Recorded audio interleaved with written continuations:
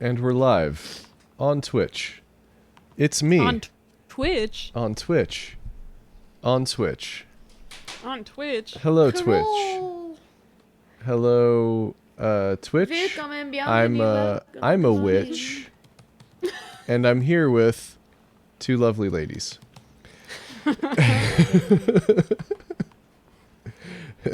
And that's the end of the show. Wow. Thank you for coming. Oh no, I'm clipping. You don't want to celebrate the rarity of this moment? I gotta, being around women? Yeah, right. Womp, womp, womp. Womp, womp. I don't know how you don't, like, you're not just, like, drowning in ladies with your sick hat, bruh. Yeah, I'm Yeah, that is a great. it's looking You good. should wear the hat all the time. It's looking good. It's I my, agree. it's how you know I keep my coven in line. My camera's Boy, that face mirrored. I bumps me can't out. see. You gotta keep your coven hand Yikes. strong. Yikes. I don't know if it's just my intranet. Wow. There we go. Yeah, I wouldn't have just called it public domain. Like, at least go with, public domain theater. Ooh. Some shit like that, yo. let's see. Can I update things? Yes, you can. What do you want me to call it? Free fake. I'm out of alliteration already. I got so far. Stream manager. We have 0 viewers. Public domain, I'm telling- hashtag I'm- Drunktober. Public domain theater. Public domain. Theater. Presentation. Public. Reading. Le domain Public. public. Some. What is that word? That's not English. Some sci-fi. Yeah, this is Merkin.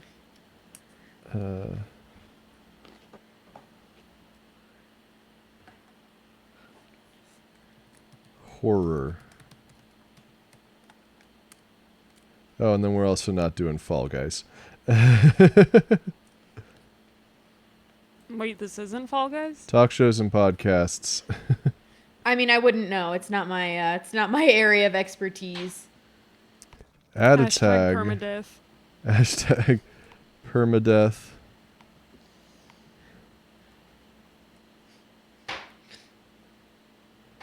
And then I need to add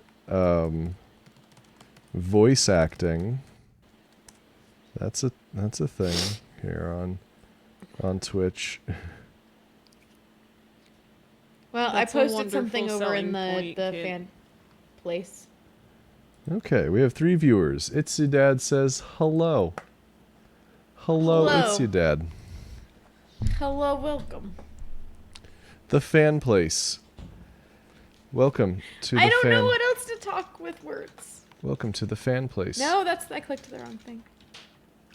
Fan place is the cool place.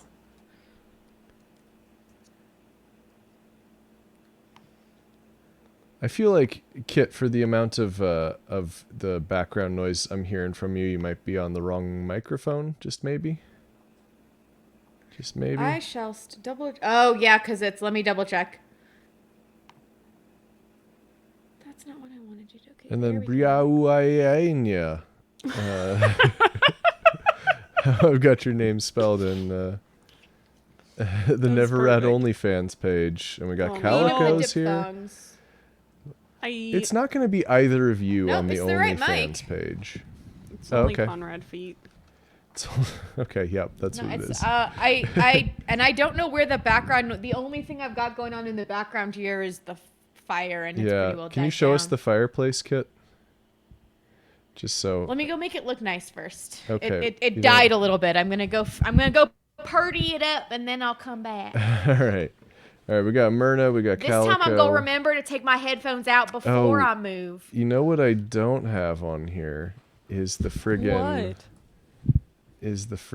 What? chat box. What am I doing? I had to rebuild Why this did you get stuff. that? I don't.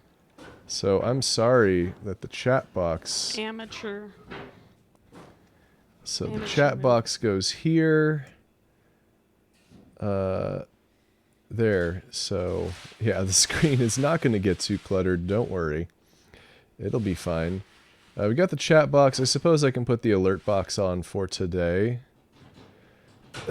For now. It's marked as essential. Okay. Add source. Not over my face. Maybe in the middle of the screen. And then let's shrink it down a little bit.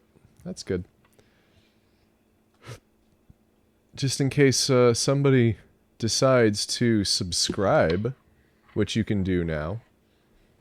We can do that now? You can subscribe.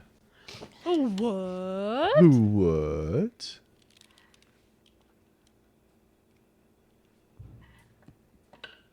If it would work, if I had furniture oriented that way, I would make that be behind me, but I don't, and I cannot move this couch. So Okay. Well, we're all feeling spooky, even if our environments are not as spooky as they could be. I mean, I'm here. It's pretty terrifying. Yeah. So how's everybody doing? Everybody in the chats. We'll give it a minute for people to file in. It says we have 3 viewers, which Still I find alive. unreasonable because I would imagine that the 3 of us on screen are at least viewing. Well, maybe I'm not. Maybe I'm not I'm viewing. seeing 5, so... My channel, let's take a peek at it. Yeah, I see 5 as well. The 3 of us on screen are at least viewing. Let's see how you guys sound. I sound amazing. I also sound amazing as always. Yeah. Okay. Yep. It looks good. I got the stream in a corner just to make sure that nothing's messing up. And if anybody says, oh shit, froze, I'll be able to just look over and go, it did. Or I'll look over and go, you're lying. It's your internet. We got like the car from Knight Rider in the chat. Look, it's the only relevant spelling of my name in popular culture. So Yeah. You know, it's not the Must Conrad be that people don't get right for me. I mean, you did spend a significant amount of time trying to teach me how to say your last name. So Well, it's because I was trying to get you to say it slightly differently so I could decide if I liked how it sounded. I think I said it differently every time I said it when I tried it that way, but I'm gonna do it again. I wanted to hear Mishuk. It's so weird. Like, it's not like Mishuk. Mishuk. Yeah, that's fine. Okay, I can do that.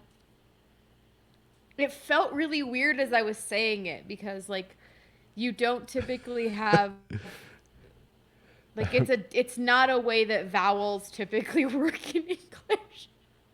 So like every E time I said it, I was and like, no, that oo. can't be right. E and oo. It's like, it's phonetic for like every other language. Yeah. Because believe it or not, Yeah. Polish is a mostly phonetic language. It's just that the rules don't make sense. I do believe it. We got dog I lore. believe these things. We got I'm just making faces at my camera. 7 viewers. I assume that my family in the other room have gotten theirs set up. They don't just sit in the room with you and stare awkwardly. No, That's what I would do. Polish is phonetic, but 70% of the letters happen to be silent.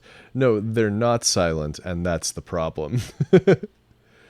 It's just that you have to combine like sh and j and z into one consonant glide.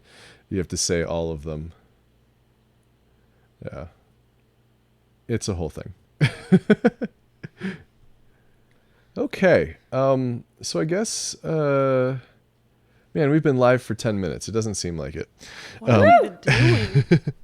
And of course, I've got my tablet set up to watch the stream right now, but really what I want my tablet to do is to show me the books we're reading. So we've got... I gave you the link. The link is right there. have it. I have it right here. He just doesn't have it pulled up because he's professional. It's right here. I'm showing you. You think I look at you during this? Yeah. I well. just stare at the weird spellings of my name every time and go, why? There's at least 2 extra vowels in here that should not be here. At least 2? There's At 3. least 2. Yeah, okay. 3 is at least 2. Come on. That is Get correct. it together. Oh yeah, I suppose people could read along with us. We didn't have to change any of the language in any of these books, as far as I know. We did a quick scan for all the words we didn't want to say, and then and then narrowed down the list that way. So, Calico's enjoying our banter. Okay, It's Your Dad Can't Read. We have very good banter. Nobody banters like us. That is true. Ain't no I party. mean, I think it's primarily true just because of the innate nature of human beings being unique. But that is correct, that no one banters the way we do. Ain't no party like a never rad party. Because a Never Read Party has weird technical issues. I was gonna say a never Like rad a party lot. is space mandatory. Oh. I So, mean, I guess. I'm making a 30 Rock joke, and Uh-huh. yeah, I got it. the number of times in the first season that they said lemon party on television was just.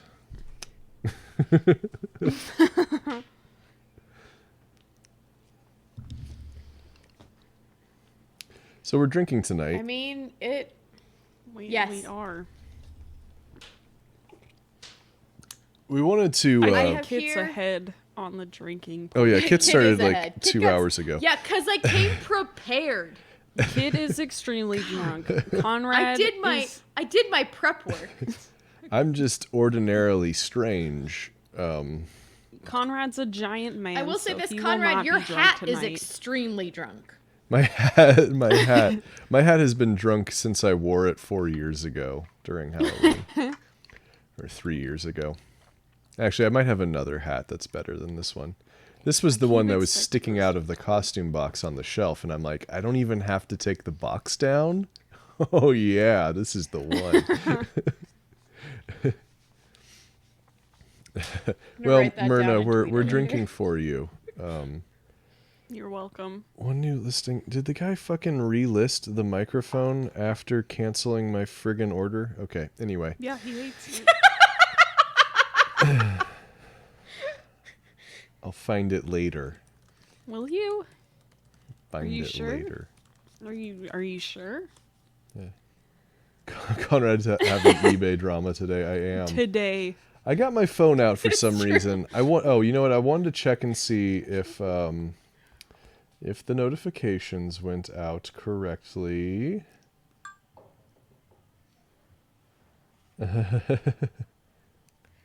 Hopefully everybody's had a good week. Hi, Blath. How dare Getting you real be close late? to Halloween, getting very excited. Blath is a first level That's okay. subscriber. You are Permanent record mark for being 10 minutes late. How dare you? I think, but Blath is a subscriber. Let me tell you how to earn money, friends. Is it by judging Which the one shit is out of money? people? Because there's a pretty good market for that. I've learned over the years. I've It heard just you can usually get a shitload of money involves if a you lot open of- a homophobic bakery. Also true. Yeah, if you just if you start a YouTube channel where you just post every day an incomprehensible rant about why feminism is destroying the world, they just give you money. They just give you so much money. So anyway, See, I Again, like which mine where one I'm is- just mean to people, and then they give you money. and Ooh, then I'm they good at give me that. money. I don't know if anybody's giving The you only money right the now. only sort of trade off is the clothes are a little tight, but you know, Right. Okay. I see. there it is. You're making the subtext dom text. I am quite literally. Nice. Well, anyway. I'm so happy to see all of you. Friendos. So happy you're all Yes, here. it was good to see everyone. And we can get started. So we've got four stories. We're gonna see how far we get because some of them are longer than others. The first one is The Open Window by H.H. Munro.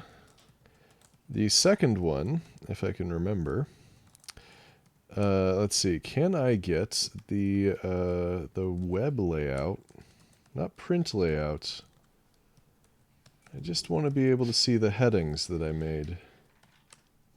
Print layout? No. You click over on the thingy on the side. No, that just closed it. Good job. Now I have to get it open again. Hold View on. show document. Conrad, view show document outline.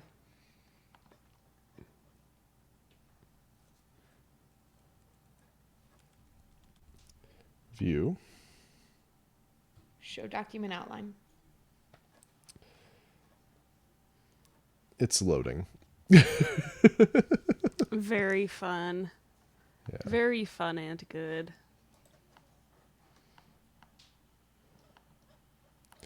Can either of you see the whole name of everything? Because mine is now frozen. Yes. Yes, I can. What are the titles of the other books, please? The second They're not books, but The story number second 2 story. is Morgue Ship by Ray Bradbury. Story 3 is My Fair Planet by someone named Evelyn E. Smith. Yeah. Story 4 is Loot of the Void, and that's loot like piles of treasure, not like the medieval instrument, by Edwin K. Sloat, which I am Although- 90% sure is a fake name. So these are all available on Project Gutenberg. So they are public domain. It turns out that some things that are newer than you'd expect are in the public domain because the magazines they were published in never renewed the publication or never renewed the copyright. We yes, do not drink Ray Bradbury.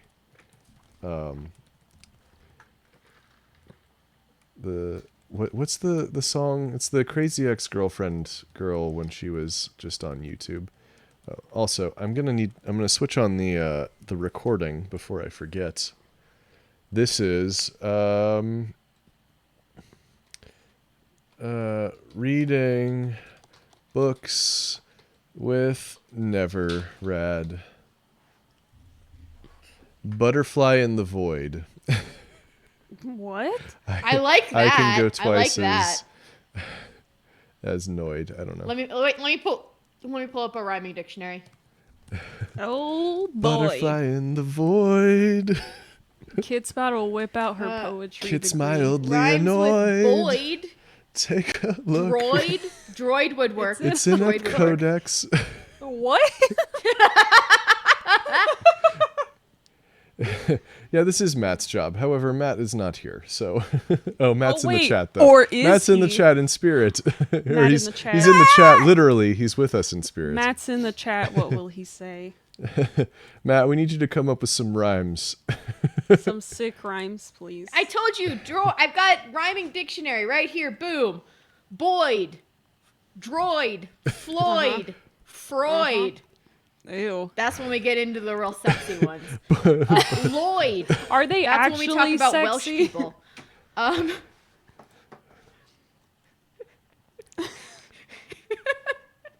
Oh no. Avoid. Avoid. yeah. Damn. And Maddie B. annoyed is the asteroid. Oedipus There's a lot. doesn't really think much surprising anymore. surprising So- number of sci-fi words that rhyme with Butterfly void. in the void. And when I say I'm on an surprising number, I asteroid. mean 2. Oh, okay. Take a look. It's on Twitch. It's the reading streambo. Doing great. Yeah. So proud I to do be like reading associated Streambo, with that's this good. project. Not for children. The thing about poetry and song is you gotta know the rules before you break them. That's why we pulled up the rhyming dictionary and then did not use it. I gave a list. Matt says avoid, which is not a rhyme, but in fact a suggestion for what we should do with this topic entirely. Good call. All right. We only get one rhyme. So anyway, to answer your question, oh boy, this is frozen. Oh, this is just frozen. Excuse me while I really? Uh-oh. killed docs. No, stream's fine. No, Just you docs can't on do my that on tablet. stream. Got it. Well, I'm drinking a margarita. Nice. It's not a very good Drinking- margarita, but well, no, you know what? It's better. Well, when I started, it wasn't very good, but now it tastes fine. I don't really know what's going on there. I am drinking an uncomfortably warm pina colada.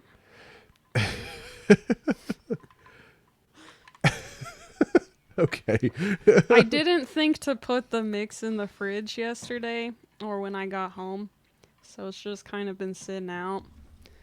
I also did Yeah. not put the Bacardi in the fridge or the freezer. We don't have ice, so it's just Oh room boy. temperature pina colada. La Cumbre Elevated IPA.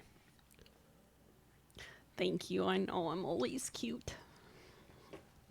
Thank you. Thanks. Make it even Also, hotter, says Conrad's Matt. here. Yeah. Oh God. Make it even hotter. Yes, I do Lena. like to boil my coladas.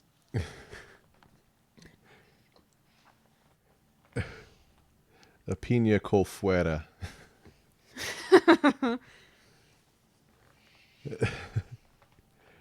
So anyway, yeah, so this is something we haven't done before.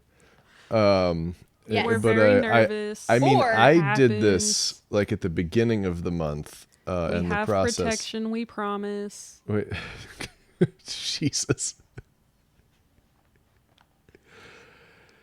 Well, thank you for joining the stream.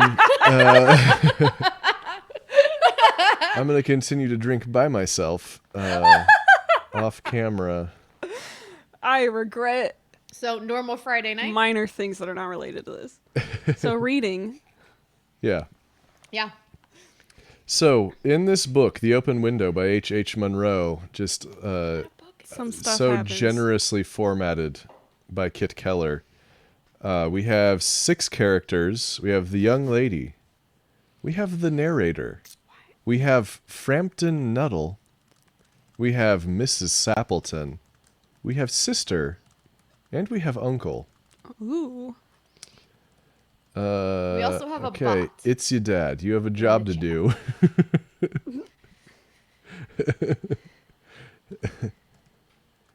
But I want to be famous and buy followers and primes and views.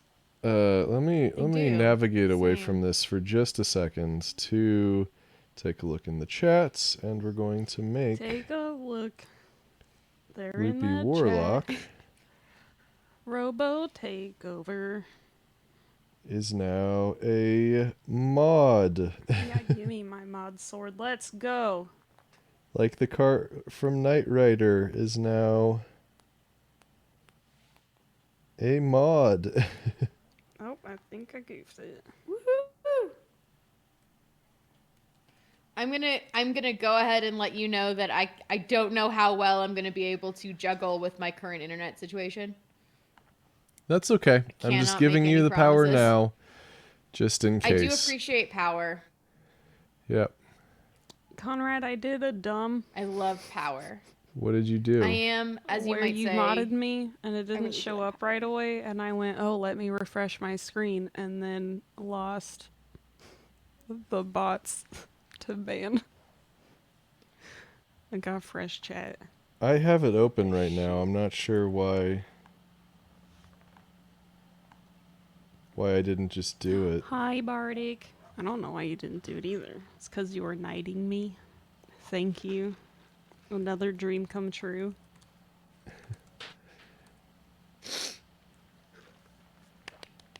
Okay, so Oh, they're friends bands. are We here. got I'm Bardic. excited. Bardic, who is also a subscriber, so thank you. We're working on getting some emotes. I have tasked one of you in the chat with drawing some caricatures of us so that you will be able to use those throughout Twitch when you become a subscriber. Oh no. There's a lot of Twitch. There's a lot of Twitch. There's a lot of Twitch. My face could be anywhere. Yeah. Bardic, you figured it out. It's true. Wild. Alrighty. So we need to hand out some roles here. And I guess we could, I don't know, do we want to have the audience vote for the next book who should do what roles? Some of these we're gonna have to, might be like the last one complicated. has like 12 voices. Yeah, but probably not all at once. Hear me out. Yep. Since Yeah. you're all It's, kind of- Did you? It's an experimental piece where all of the characters have simultaneous monologues. Oh, like you don't even dear pay attention. God. What is I Black said complaining about? don't go with a Samuel Beckett piece, but Yeah. that's a joke for theater people. Actually, so Morgue Ship only has 4 voices. We'll figure it out. Whatever. Yeah, Morgue Ship has 4. Fair Planet has 3. Loot of the Void has like 8. 7. I know how What to if- number. What if, hear me out, we're all kind of iffy on Loot of the Void. I have a replacement suggestion that Conrad and I joked about, but I think I took way more seriously than he did, and it's only a monologue. Ooh. It's you a intrigue. very good one. I What did- think It's I think very Loot of the spooky. Void is going to be really great if everybody has finished their drinks by then. Yeah, and we'll be on drink number 2. It's also not nearly as long.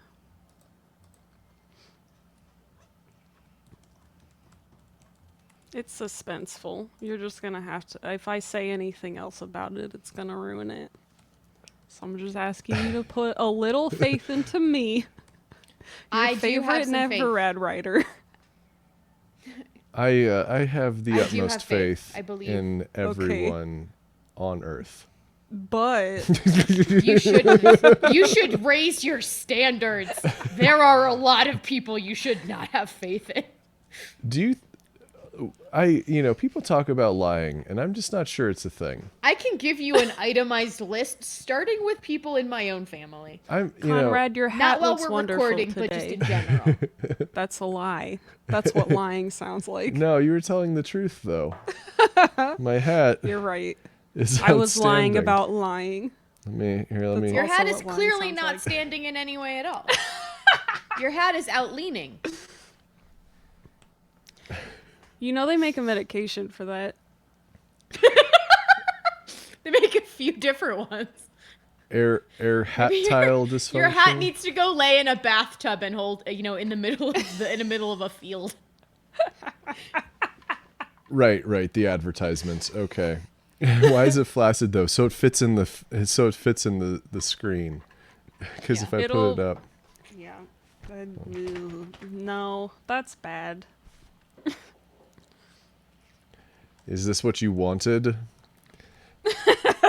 Is this what you wanted? Oh no. All right, Wow. Can you just leave the camera up there for the rest of the stream? Brianna, you have to look at my face. I'm sorry. I can't.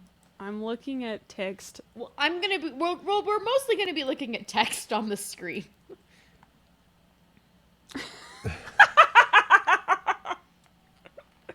Oh my god. Hold on, let me switch on the effects here. Uh-oh. Is your hat not performing to expectations? Peaks laying to the side, Do you just not feel Conradfident anymore? It's very good. Conrad, there's a question para you. Any chance we'll get a Kakos Industries live recording on stream? Probably. Not this month. Please don't put that evil on me. I can't It's handle. only supposed to come out in what, like a week? Yeah, well, okay, so these two need to these Don't judge two, me. here we go. These two need to record their parts and then I can I Start said I was going to. I know. I'm gonna. I I did think about it. I Bless you. did not. Mystery person who just sneezed in the background. Oh, you could hear that? Okay. Well. I could. I did read through it. Still trying to parse this accent in my head.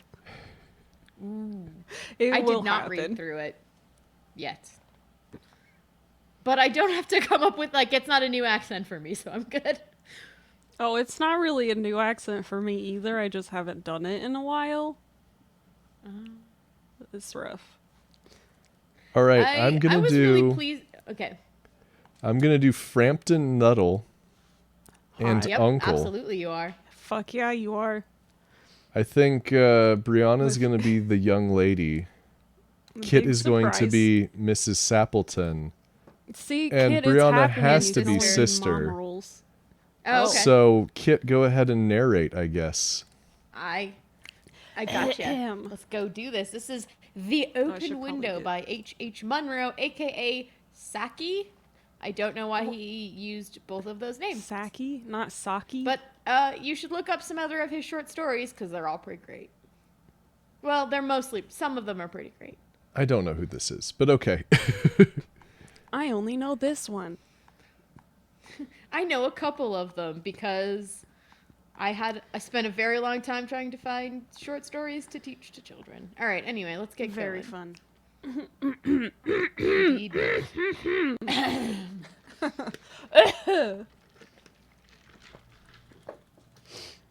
Whew.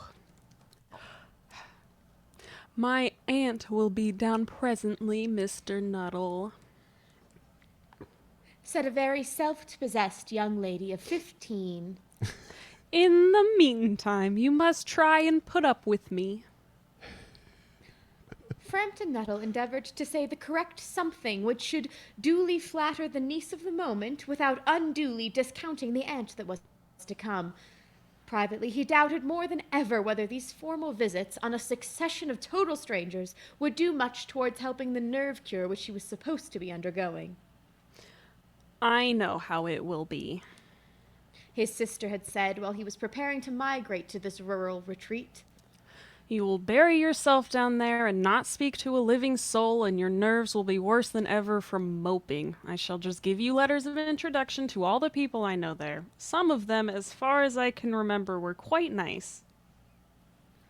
Frampton wondered whether Mrs. Sappleton, the lady to whom he was presenting one of the letters of introduction, came into the nice division. Do you know many of the people around here?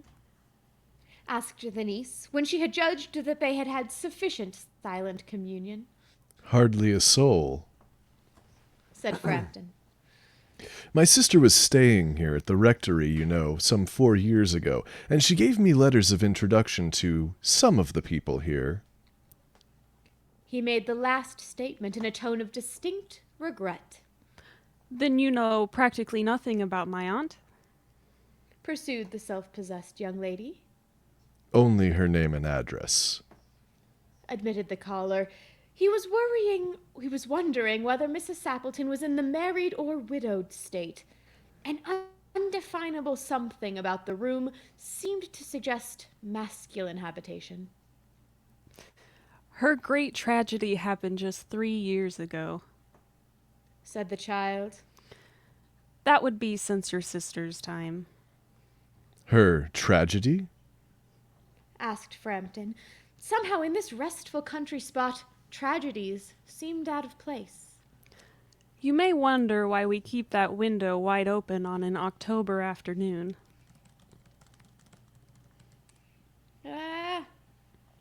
Said the niece, indicating a large French window that opened onto a lawn. It is quite warm for the time of year. said Frampton. But has that window got anything to do with the tragedy? Out through that window, 3 years ago to a day, her husband and her 2 young brothers went off for their day's shooting. They never came back. In crossing the moor to their favorite snipe shooting ground, they were all 3 engulfed in a treacherous piece of bog. It had been that dreadful wet summer, you know, and places that were safe in other years gave way suddenly without warning. Their bodies were never recovered. That was the dreadful part of it. Here the child's voice lost its self-possessed note and became falteringly human. Poor aunt always thinks that they will come back someday, they and the little brown spaniel that was lost with them, and walk in at that window just as they used to. That is why the window's kept open every evening till it is quite dusk. Poor dear aunt. She has often told me how they went out, her husband with his white waterproof coat over his arm, and Ronnie, her youngest brother, singing "Birdie, why do you bound?" as he always did to tease her because she said it got on her nerves. You know, sometimes on still, quiet evenings like this, I almost get a creepy feeling that they will all walk in through that window. Ooh. She broke off with a little shudder. It was a relief to Frampton when the aunt bustled into the room with a whirl of apologies for being late in making her appearance. All right, I'm Mrs. Appleton. I hope Vera has been amusing you, she said. She has been very interesting, said Frampton. I hope you don't mind the open window, said Mrs. Appleton briskly. My husband and brothers will be home directly from shooting, and they always come in this way. They've been out for snipe in the marshes today, so they'll make a fine mess all over my poor carpets. So like you men folk, isn't it? She rattled on cheerfully about the shooting and the scarcity of birds and the prospect for duck in the winter. To Frampton it was all purely horrible. He made a desperate but only partially successful effort to turn the talk on to a less ghastly topic. He was conscious that his hostess was giving him only a fragment of her attention, and her eyes were constantly straying past him to the open window and the lawn beyond. It was certainly an unfortunate coincidence that he should have paid his visit on this tragic anniversary. The doctors agree in ordering me complete rest, an absence of mental excitement, and avoidance of anything in the nature of violent physical exercise, announced Frampton, who labored under the tolerably widespread delusion that total strangers and chance acquaintances are hungry for the least detail of one's ailments and infirmities, their cause and cure. On the matter of diet, they are not so much in agreement, he continued. No? Said Mrs. Appleton, in a voice which only replaced a yawn at the last moment. Then she suddenly brightened into alert attention, but not to what Frampton was saying. Here they are at last, she cried, just in time for tea, and don't they look as if they were muddy up to the eyes? Frampton shivered slightly and turned toward the niece with a look intended to convey sympathetic comprehension. The child was staring out through the open window with dazed horror in her eyes. In a chill shock of nameless fear, Frampton swung round in his seat and looked in the same direction. In the deepening twilight, 3 figures were walking across the lawn towards the window. They all carried guns under their arms, and one of them was additionally burdened with a white coat hung over his shoulders. A tired brown spaniel kept close at their heels. Noiselessly they neared the house, and then a hoarse, young voice chanted out of the dark dusk, I said, Bertie, why do you bound? Frampton grabbed wildly at his stick and hat. The hall door, the gravel drive, the front gate were dimly noted stages in his headlong retreat. A cyclist coming along the road had to run into the hedge to avoid an imminent collision. Here we are, my dear, said the bearer of the white mackintosh, coming in through the window. Fairly muddy, but most of it's dry. Who was that who bolted out as we came up? A most extraordinary man, a Mr. Nuttall, said Mrs. Sappleton. Could only talk about his illnesses and dashed off without a word of goodbye or apology when you arrived. One would think he'd seen a ghost, I expect it was the spaniel. said the niece calmly. He told me he had a horror of dogs. He was once hunted into a cemetery somewhere on the banks of the Ganges. Ganges. Ganges? Ganges. Ganges? I know where things are. The banks of the Ganges by a pack of pariah dogs, and had to spend the night in a newly dug grave with the creature snarling and grinning and foaming just above him. Enough to make anyone lose their nerve. Romance, at short notice, was her specialty.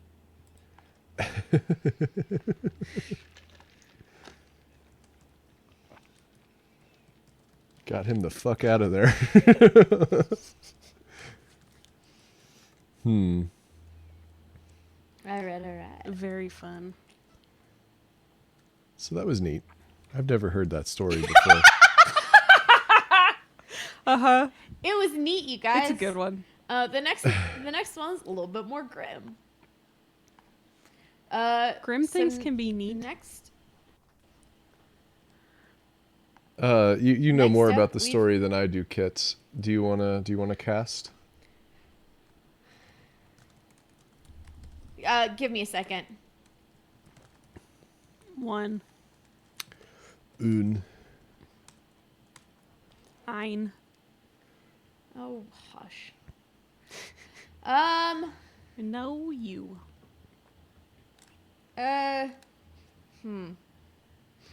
Let's go. I'll do narrator and Lethla. Conrad, do you want to do Rice? And Brianna do Burnett? Burnett? Sure. I don't know. Wait. Yeah, because Lethla talks to both of them. All right, so that's that. I said yeah, narrator and Lethla. There we go. All right, so this is Morgue Ship by Ray Bradbury, one of not too many Ray Bradbury stories in public domain. There is a link in the chat if you so desire to follow along. It sounds so cheery. It is super cheerful. It's a really, this is definitely Perfect. the kind of story to get your spirits up. Morgue Ship. Jesus. This was Burnett's last trip. 3 more shelves to fill with space-slain warriors, and he would be among the living again. He heard the starport grind open and the movement of the metal claws groping into space, and then the starport closed. There was another dead man aboard the Constellation. Sam Burnett shook his long head, trying to think clearly. Pallid and quiet, 3 bodies lay on the cold, transparent tables around him. Machines stirred, revolved, hummed. He didn't see them. He didn't see anything but a red haze over his mind. It blotted out the far wall of the laboratory, where the shelves went up and down, numbered in scarlet, keeping the bodies of the soldiers from all further harm. Burnett didn't move. He stood there in his rumpled white surgical gown, staring at his fingers gloved in bone-white rubber, feeling all tight and wild inside himself. It went on for days, moving the ship, opening the starport, extending the retriever claw, plucking some poor warrior's body out of the void. He didn't like it anymore. 10 years is too long to go back and forth from Earth to nowhere. You came out empty and you went back full cargoed with a lot of warriors who didn't laugh or talk or smoke, who just lay on their shelves, all 100 of them, waiting for a decent burial. Number 98. Coming matter of fact and slow, Rice's voice from the ceiling radio hit Burnett. Number 98.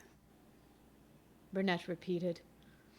Working on 95, 96, and 97 now. Blood pumps, preservatives, light surgery. Off a million miles away, his voice was talking. It sounded deep. It didn't belong to him anymore. Rice said, Boy, oh boy. 2 more pickups and back to New York. Me for a 10-day drunk. Burnett peeled the gloves off his huge red soft hands, slapped them into a floor incinerator mouth. Back to Earth. Then spin around and shoot right out again in the trail of the war rockets that blasted one another in galactic fury to sidle up behind gutted wrecks of ships, salvaging any bodies still intact after the conflict.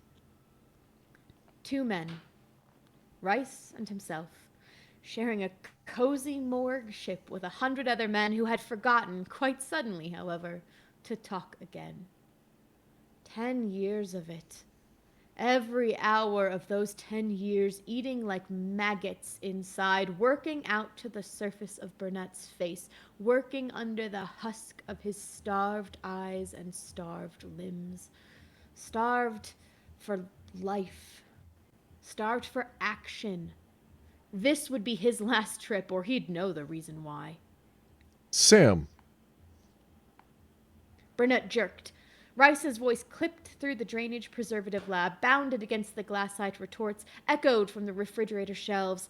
Burnett stared at the tabled bodies as if they would leap to life, even while preservative was being pumped into their veins. Sam, on the double, up to the rungs.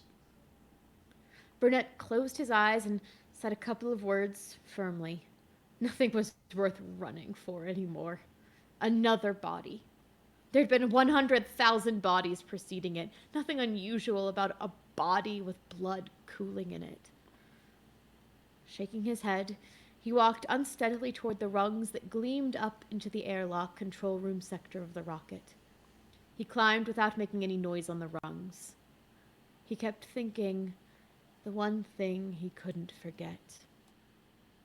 You never catch up with the war. All the color is ahead of you. The drive of orange rocket traces across the stars, the whamming of steel-nosed bombs into elusive targets, the titanic explosions and breathless pursuits, the flags and the excited glory are always a million miles ahead. He bit his teeth together. You never catch up with the war. You come along when space has settled back, when the vacuum has stopped trembling from unleashed forces between worlds. You come along in the dark quiet of death to find the wreckage plunging with all the fury of its original acceleration in no particular direction. You can only see it. You don't hear anything in space but your own heart kicking your ribs. You see bodies, each in its own terrific orbit, given impetus by grinding collisions, tossed from motherships and dancing head over feet forever and forever with no goal. Bits of flesh in ruptured spacesuits. Mouths open for air that had never been there in 100 billion centuries. And they kept dancing without music until you extended the retriever claw and culled them into the airlock. That was all the war glory he got. Nothing but the stunned, shivering silence, the memory of rockets long gone, and the shelves filling up all too quickly with men who had once loved laughing. You wondered who all the men were and who the next ones would be. After 10 years, you made yourself blind to them. You went around doing your job with mechanical hands. But even a machine breaks down. Sam. Rice turned swiftly as Burnett dragged himself up the ladder. Red and warm, Rice's face hovered over the body of a sprawled enemy official. Take a look at this.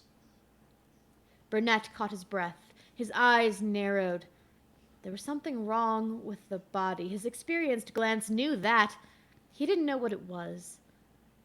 Maybe it was because the body looked a little too dead. Burnett didn't say anything, but he climbed the rest of the way, stood quietly in the gray metal airlock. The enemy official was as delicately made as a fine white spider. Eyelids closed were faintly blue. The hair was thin, silken strands of pale gold, waved and pressed close to a veined skull. Where the thin-lipped mouth fell open, a cluster of needle-tipped teeth glittered.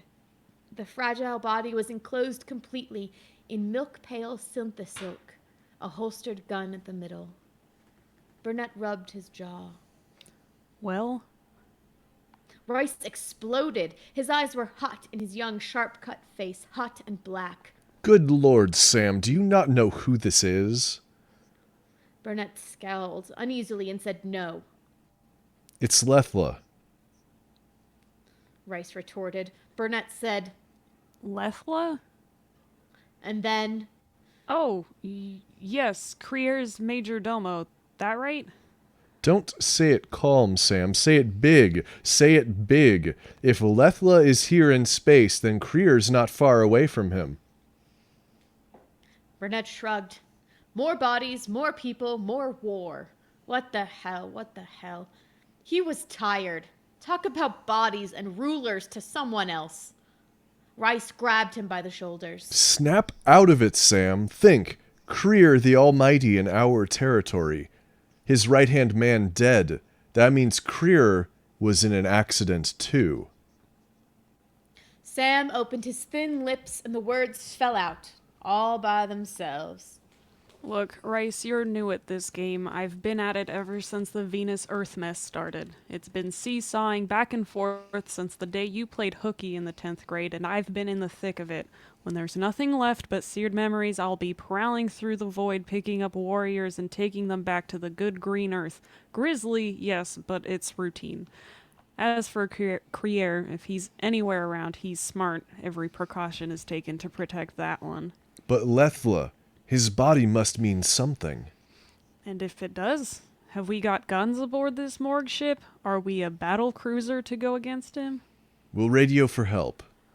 Yeah, if there's a warship within our radio range, 700,000 miles, we'll get it. Unfortunately, the tide of battle has swept out past Earth in a new war concerning Io. That's out, Rice. Rice stood about 3 inches below Sam Burnett's 6'1". Jaw hard and determined, he stared at Sam, a funny light in his eyes. His fingers twitched all by themselves at his sides. His mouth twisted. You're one hell of a patriot, Sam Burnett. Burnett reached out with one long finger, tapped it quietly on Rice's barrel chest. Haul a cargo of corpses for 3,000 nights and days and see how patriotic you feel. All those fine-muscled lads bloated and crushed by space pressures and heat blasts. Fine lads who start out smiling and get the smile burned off down to the bone. Burnett swallowed and didn't say anything more, but he closed his eyes. He stood there, smelling the death odor in the hot air of the ship, hearing the chug, chug, chug of the blood pumps down below, and his own heart waiting warm and heavy at the base of his throat. This is my last cargo, Rice. I can't take it any longer, and I don't care how much I go back to Earth. This Venusian. Venusian. This Venusian here. What's his name? Lethla? He's number 98. Shove me into shelf 99 beside him and get the hell home. That's how I feel. Rice was going to say something, but he didn't have time. Lethla was alive. He rose from the floor with slow, easy movements, almost like a dream. He didn't say anything. The heat blast in his white fingers did all the necessary talking. It didn't say anything either, but Burnett knew what language it would use if it had to. Burnett swallowed hard. The body had looked funny, too dead. Now he knew why. Involuntarily, Burnett moved forward. Lethla moved like a pale spider, flicking his fragile arm to cover Burnett, the gun in it like a cold, dead star. Rice sucked in his breath. Burnett forced himself to take it easy. From the corners of his eyes, he saw Rice's expression go deep and tight, biting lines into his sharp face. Rice got it out, finally. How'd you do it? He demanded, bitterly. How'd you live in the void? It's impossible. A crazy thought came ramming down and exploded in Burnett's head. You never catch up with the war. But what if the war catches up with you? What the hell would Lethla be wanting aboard a morgue ship? Lethla half crouched in the midst of the smell of death and the chugging of blood pumps below. In the silence, he reached up with quick fingers, tapped a tiny crystal stud upon the back of his head, and the halves of a microscopically thin chrysalis parted transparently off of his face. He shucked it off, trailing air tendrils that had been inserted, hidden in the uniform, ending in thin globules of oxygen. He spoke. Triumph warmed his crystal-thin voice. That's how I did it, Earthman. Glassite. Said Rice. A face-molded mask of glassite. Lethla nodded, his milk-blue eyes dilated. Very marvelously paired to an unbreakable thickness of 1/30th of an inch, worn only on the head. You have to look quickly to notice it, and unfortunately, viewed as you saw it, outside the ship floating in the void, not discernible at all. Prickles of sweat appeared on Rice's face. He swore at the Venusian, and the Venusian laughed like some sort of stringed instrument, high and quick.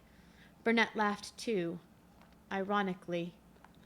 First time in years a man ever came aboard the Constellation alive. It's a welcome change. Lethla showed his needle-like teeth. I thought it might be. Where's your radio? Go find it. Snapped Rice hotly. I will. One hand blue-veined on the ladder rungs, Lethla paused. I know you're weaponless, Purple Cross regulations, and this airlock is safe. Don't move. Whispering, his naked feet padded white up the ladder. 2 long breaths later, something crashed, metal and glass and coils. The radio. Burnett put his shoulder blades against the wall metal, looking at his feet. When he glanced up, Rice's fresh, animated face was spoiled by the new bitterness in it. Lethla came down, like a breath of air on the rungs. He smiled. That's better. Now we can talk. Rice said it, slow. Interplanetary law declares it straight, Lethla. Get out. Only dead men belong here. Lethla's gun grip tightened. More talk of that nature, and only dead men there will be. He blinked. But first, we must rescue Creer. Creer. Rice acted as if he'd been hit in the jaw. Burnett moved his tongue back and forth on his lips silently, his eyes lidded, listening to the 2 of them as if they were a radio drama.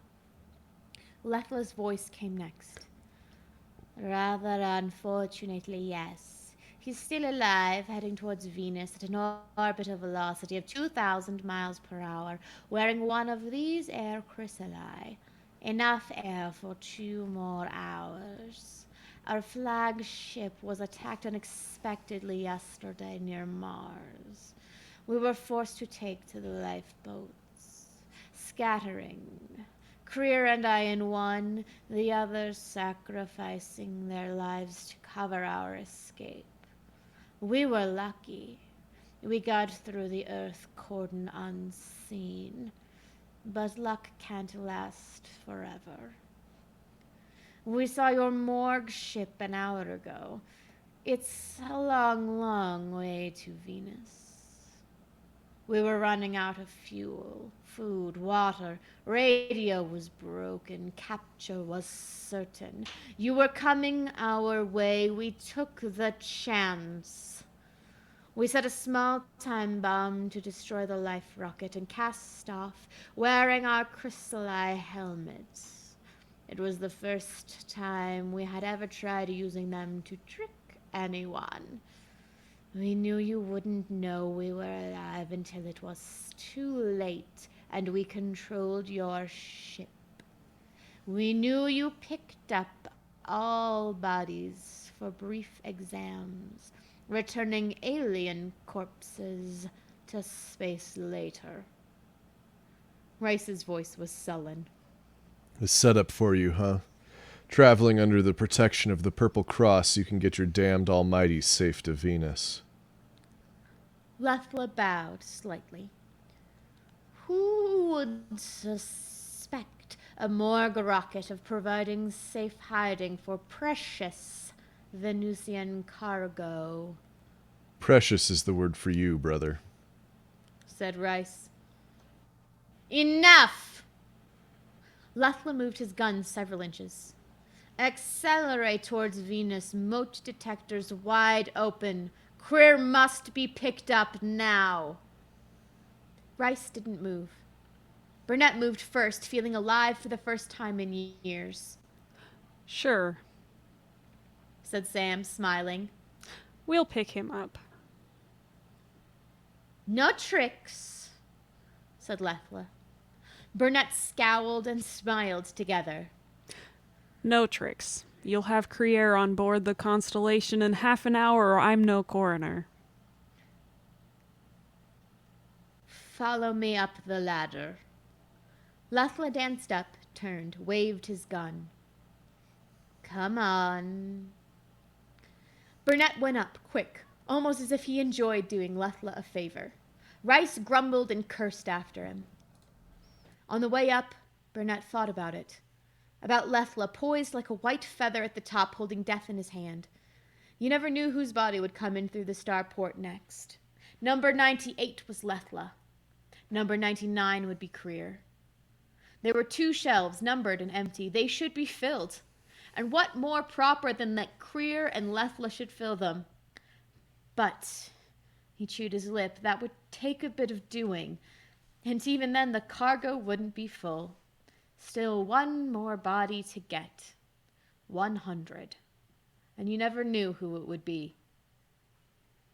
He came out of the quick thoughts when he looped his long leg over the whole rim, stepped up, faced Lethla in a cramped control room that was one glittering swirl of silver levers, audio plates, and visuals. Chronometers, clicking, told of the steady dropping toward the sun at a slow pace. Burnett set his teeth together, bone against bone. Help Creer escape? See him safely to Venus and then be freed? Sounded easy. Wouldn't be hard. Venusians weren't blind with malice. Rice and he could come out alive if they cooperated. But there were a lot of warriors sleeping on a lot of numbered shelves in the dim corridors of the long years, and their dead lips were stirring to life in Burnett's ears. Not so easily could they be ignored. You may never catch up with the war again. The last trip. Yes, this could be it. Capture Creer and end the war. What ridiculous fantasy was it made him believe he could actually do it? 2 muscles moved on Burnett, one in each long cheek. The sag in his body vanished as he tautened his spine, flexed his lean, sinewed arms, wet, thin lips. Now, where do you want this crate?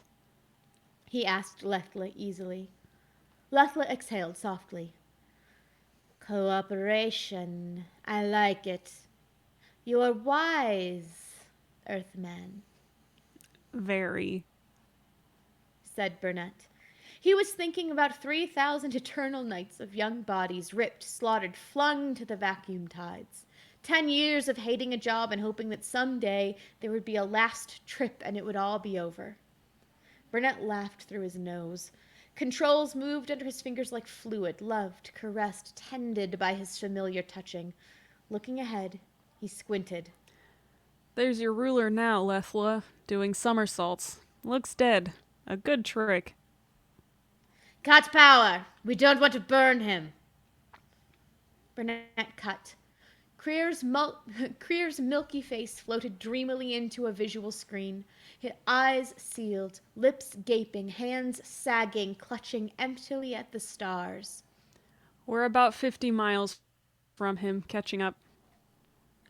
Burnett turned to Lethla with an intent scowl. Funny. This was the first and the last time anybody would ever board the Constellation alive. His stomach went flat, tautened with sudden, weakening fear. If Krier could be captured, that meant the end of the war, the end of shelves stacked with sleeping warriors, the end of this blind searching. Krier, then, had to be taken aboard. After that, Krier the Almighty, at whose behest all space had quivered like a smitten gong for part of a century. Krier, revolving in his neat water blue uniform, emblems shining gold, heat gun tucked in glossy glossy jet holster. With Krier aboard, chances of overcoming him would be eliminated. Now, Rice and Burnett against Lethla. Lethla favored because of his gun. Krier would make odds impossible. Something had to be done before Krier came in. Lethla had to be yanked off guard, shocked, bewildered, fooled. Somehow, but how?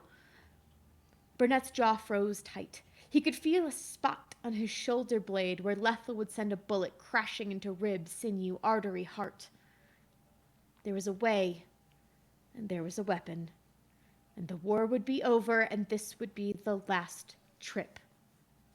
Sweat covered his palms in a nervous smear. Steady, Rice, he said matter-of-factly. With the rocket's cut, there was too much silence, and his voice sounded guilty standing up alone in the center of that silence.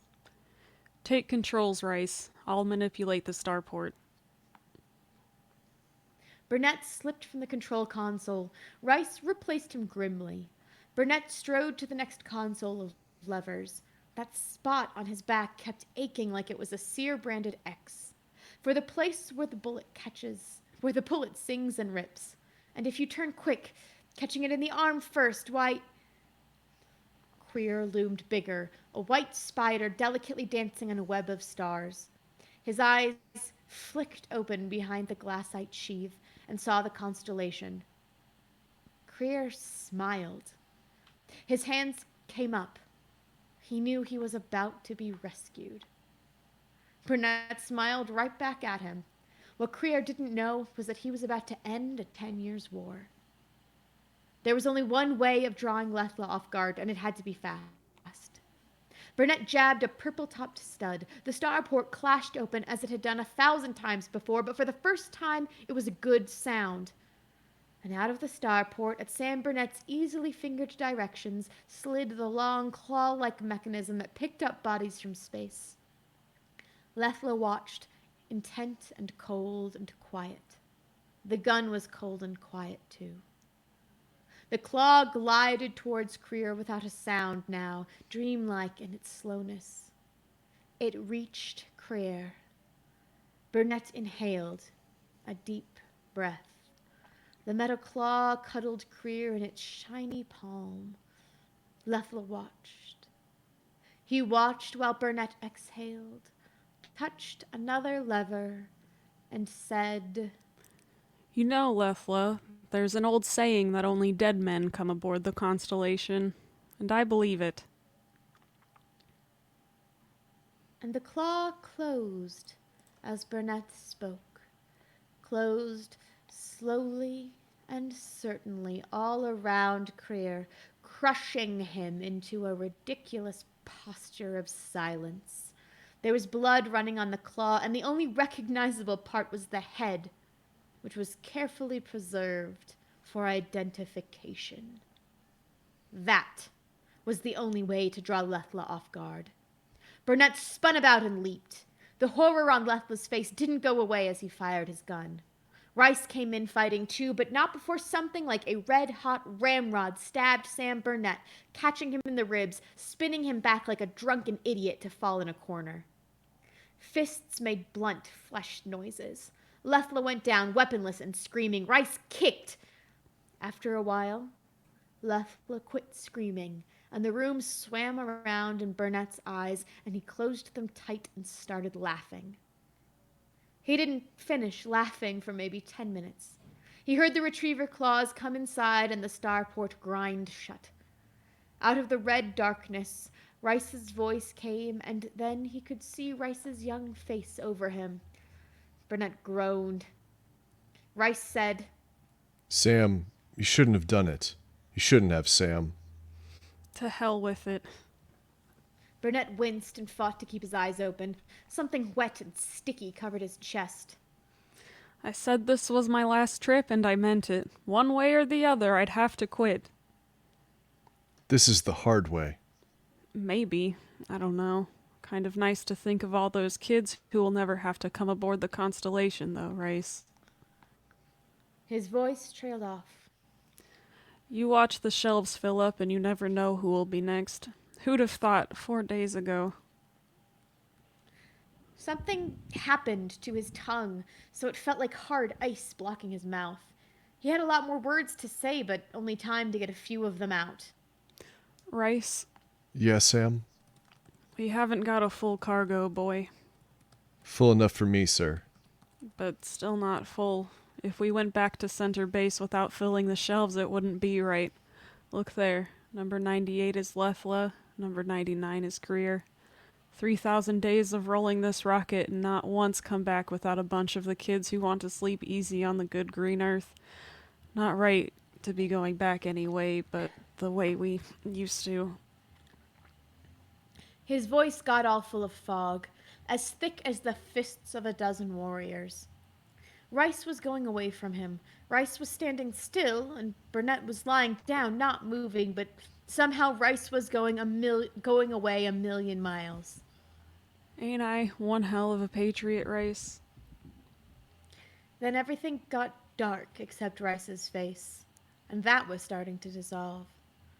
98, Lethla. 99, Creer. He could still see Rice standing over him for a long time, breathing out and in. Down under the tables the blood pumps pulsed and pulsed, thick and slow.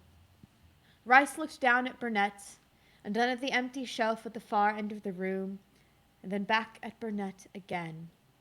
And then he said, softly, 100. Just so fun and lively. Ray and Bradbury, exciting. folks, the happiest man in space. I will be right back. Pardon me Bye. for one moment. Let me Also, tilt my nobody's hat. allowed to say or do anything good while I'm gone. That's just a rule. It's a good story. It was well written. It is. I'm just very depressed. Oh no. It's how it happens. Just gonna drink my pina colada for the Venus Earth War. Pour a little bit out for the patriots who aren't here no more.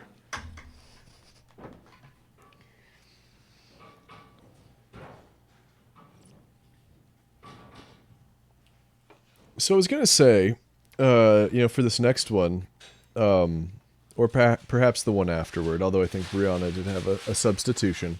I do. But for the next one, we can take some suggestions for voices, Oh, In the yikes. chat. Oh, yikes. and we'll see. We'll see Oh, first no. off if we can do them, and second, Probably not. and second, if they fit. Probably not. Yeah. Well, one of them might. One of these characters kind of is off. Yeah. Well, okay. So I without think saying too much. I think I'm gonna be the narrator. I think Kit is going to be Paul, Oh God. Okay. and I think Brianna is going to be Man. Classic. Oh. Honestly, that's a pretty happy story for Ray Bradbury. I guess I haven't read too many. I don't know. I feel like stepping on a butterfly is pretty lighthearted. Just And the earbuds go back in. it. Whoop. I return. You have returned. Welcome Thank you back. for narrating my activities, Conrad. I suggested that the chat give us some voices to do. Yep, fill the oh boy. I'm so there it scary. goes. Fuck off. I'm so scared. Well, they haven't actually suggested anything I know, yet. but I'm still scared.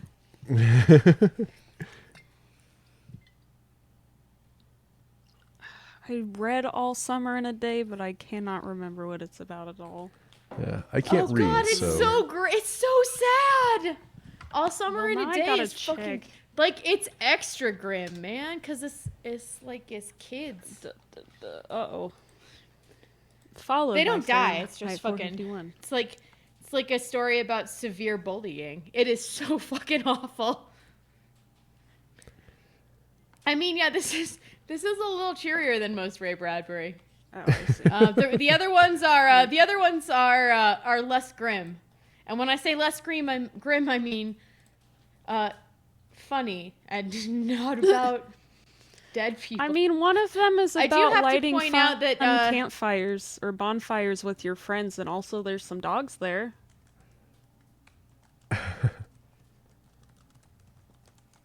That one's fun. It's an anagram of lethal. It's not even. It's- It's like it's it's just you barely rotate an two of the letters. I don't it's know about barely that. an anagram. Oh, Ooh, no. Matt, I love it. Oh no. I'm doing the narrator though. Wait, which one All are the is this world's from a My Fair Planet? stage, so there was room for even this bad actor. Only he intended to direct Is it. this? As Yeah, Paul is that where we're Lambrequin was going? We haven't clambering up even the stairs. assigned voices for everybody else yet. Chill. God, Conrad. I'm narrator, Kit is Spoilers. Paul, and you are man, Brianna. yes. Said voices. I gotta tell you, Voice accents. Brianna, have you looked at it yet? I have. I'm very excited to be man for once Because in I my feel life. like- Real I feel human like- man. I feel like there's It's a lot here extremely that you fitting. can go with. Yes, I'm very excited. Let me throw the link in the chat here. Paul is a valley girl, says Myrna. That fits. That fits. I was does gonna fit. say, yeah, I get it does fit. I can do that. Oh my And, god, good evening. and man I- will be I- John. Yeah, John it's gotta Smythe. be. It's gotta be. Yeah. Anyway, like I said, the rest of these are a lot less fucking grim, but I love Ray Bradbury so much, you guys. So we yeah. I don't know that Martian Chronicles is so fucking good. I feel like we as Earth have disappointed Ray Bradbury as a society because he thought we would be destroying all life on another planet by now. And we're just still fucking up Earth. the scale Just of kinda- ray of sunshine Like Bradbury. where we are Dear where God. we are in the Martian Chronicles in terms of the timeline there, like we should be fucking up a whole nother planet, guys. They really We've let him thought like, oh man, nuclear energy is just gonna be this fantastic boon for society. We're gonna be able to get so much work done. And then it was like we invented computers and like nuclear energy became problematic. And it was like we advanced way hard in the like how much we can simulate and not so much in terms of what we can put into space. We should be murdering Martians right now. Well, I mean, you And don't then what's you to don't say know we what have curiosity Also, already? is doing. society should be society Hashtag- should be self-destructing in nuclear winter. Hashtag That's curiosity the Martian Ray Hunter. Bradbury vision of the world. Oh my I would god. watch the hell out of that. Can we rate Curiosity that? Is that stops for something a that we moment can do? to sing No, I'm itself gonna happy write that down birthday real quick. in the middle of a bloodbath. The Martians Oh, had dear not been God. going down easy that day. Wow, is this something Yeah. we can do? That also Is opens this you up allowed? really easily for the It porn is- parody. Is We- NASA gonna kick our ass if we do that? I think it might technically be satire. We're making fun of curiosity. Are we making fun of it, or is this really just an ode to the hard work that it's doing while Yeah, we chill down clearing here. out Mars for human Exactly. settlers. It's called fucking exploration. I'm just okay. I'm officially getting a mental picture of first person Curiosity, just fucking Doom guy on Mars, and I love it. I kind of love it a lot.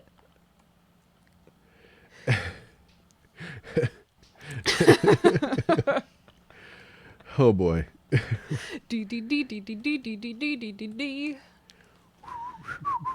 Can you get out Automaton to be the I voice can- of Oh my god. Curiosity. the voice of Curiosity, played by Have some goddamn respect that Rover is a saint. Yeah, because it's murdering all of the Martians so we don't have to get our hands dirty. Thank Yeah. you. That's really what robots are for. Killing so we don't have to. Oh, I did listen to that I got Spotify sad. playlist though. I was very sad. It was a good bot. Oh. We'll go pick it up someday. Dust it off. Now my last couple weeks Well- on Spotify have been listening to all of the Audioverse Award Showcase nominees. Oh, very fun. Because I feel like I need to be thorough.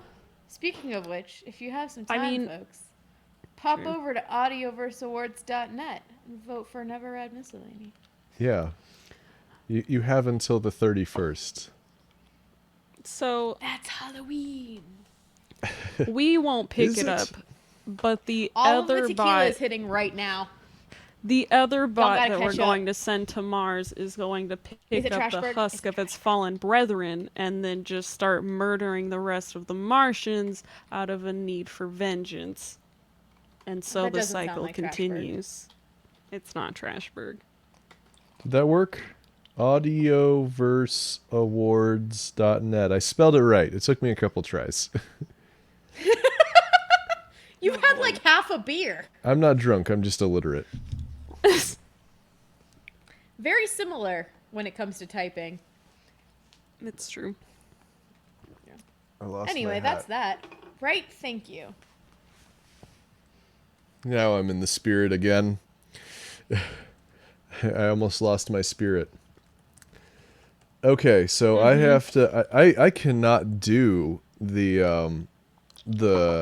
Aunt Berthatrude. Is it Berthatrude Salamander? Matt, we need a canon check in the Yeah, chat. Matt, I what don't is think she on has a Bertha last. Trude's I feel name? like she assume was so. I assume she has a title. I I assume kind that of she's like a assumed she dowager was- countess or some shit. Probably. I assume she The was just dowager so duchess of something ashamed that the of dowager duchess Salamander. of Ganymede. that she took off the last name because of him. So she's just on Berthatrude now. Berthatrude Grimchester. Ooh, I like it. But like again, I assume she has a long and complicated title. The Countess of I don't know. Does Venus have a I moon? think she's the dowager duchess of Ganymede is what I'm going with. Dowager Duchess of yeah.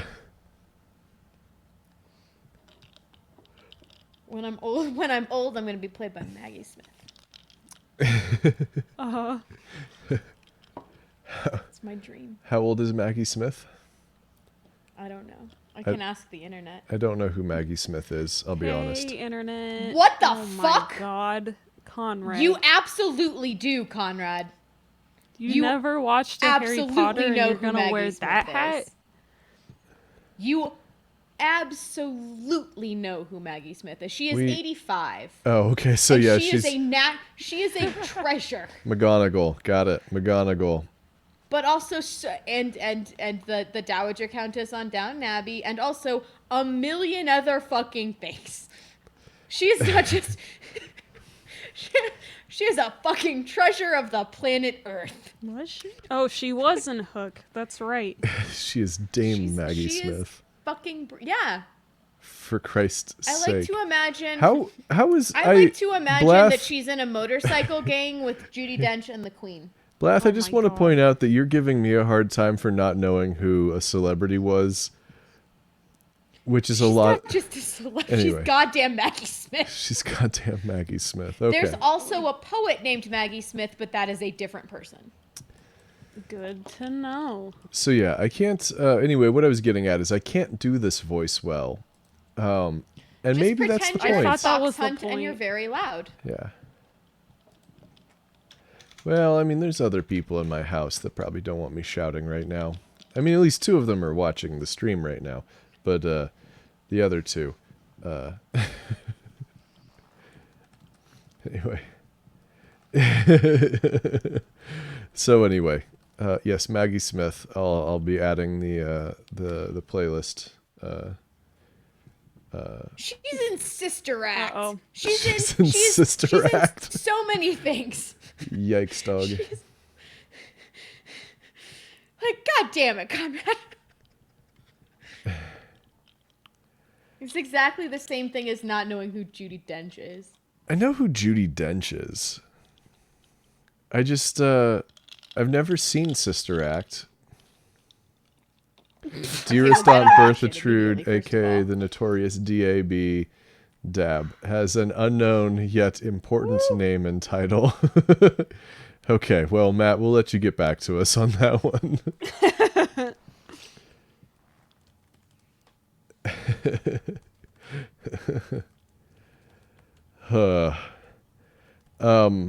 Okay. Well, I suppose we can give it a try then. All right, let's do it. On behalf of am Earth I going Goddess Valley Girl with this? Maggie Smith. Yes, you are Valley Girl with this. Valley Girl Paul. Okay. It Valley fits. Paul. I read like the Folks, first couple paragraphs of this one. If Oh, it goes off the rails, I worry that it's gonna worry. I worry that it might go a little weirdly cliche, but yeah, and just No, you know, we checked it for offensive words, not for offensive that's sentences. not where I worry that it's. That's not where I worry that it's gonna go cliche. Oh, okay. It's just about an actor and his pal, and they're just real close, and They're Right. just acting together. All right. Yeah. Acting. oh no, I was about to get into like a deep narrator voice, but that's not what I'm doing, is it? That's not what you're doing at all. This story doesn't lend itself to that anyway. Caesar! Caesar! Pretend. All the world's a stage, so there was room even for this bad actor. Only he intended to direct it. As Paul Lambrican was clambering up the stairs of his rooming house, he met a man whose face was all wrong.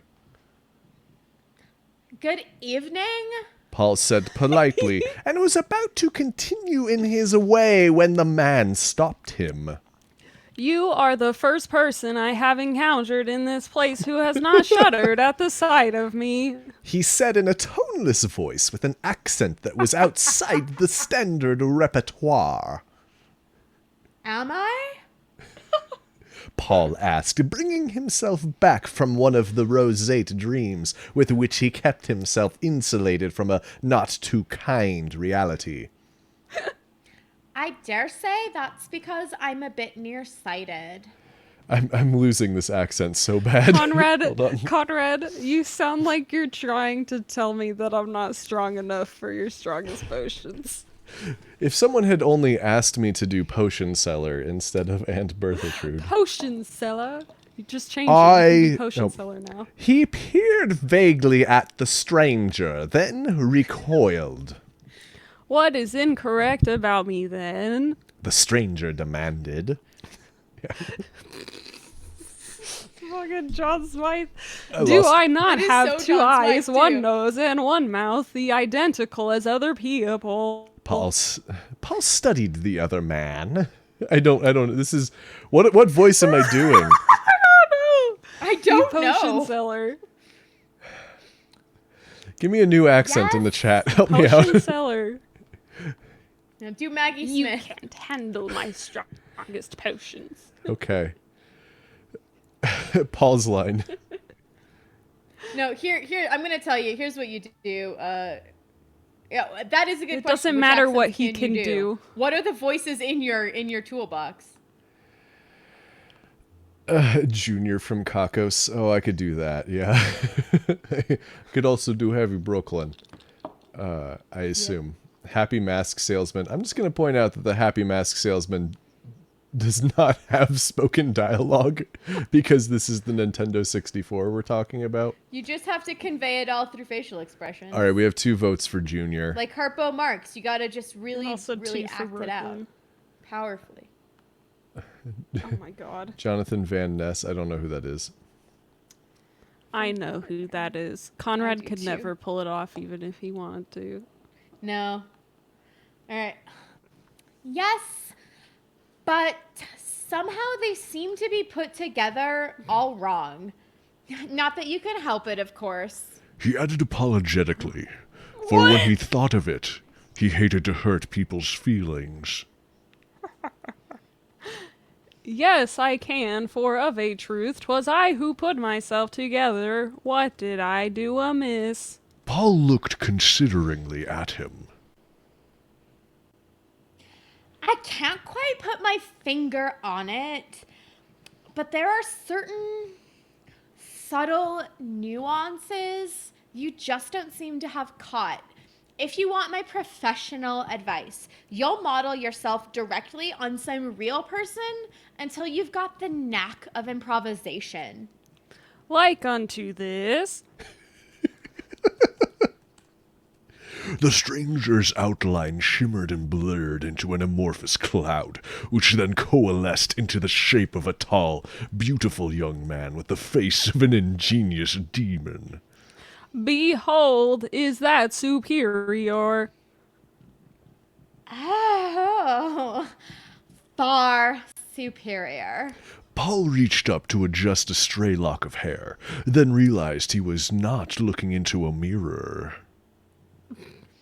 Trouble is, well, I'd rather you chose someone else to model yourself on. You see, in my profession, it's important to look as unique as possible.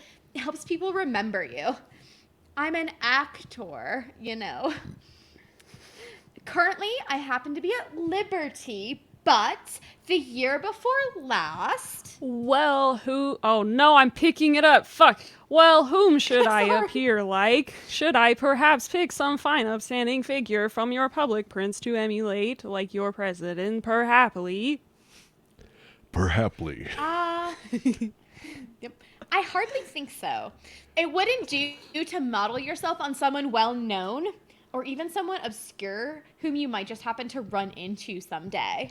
Being a kind-hearted young man, Paul added, Come up to my room. Ooh. I have some British film magazines, and there are lots of relatively obscure English actors who are very decent looking chaps. Ooh.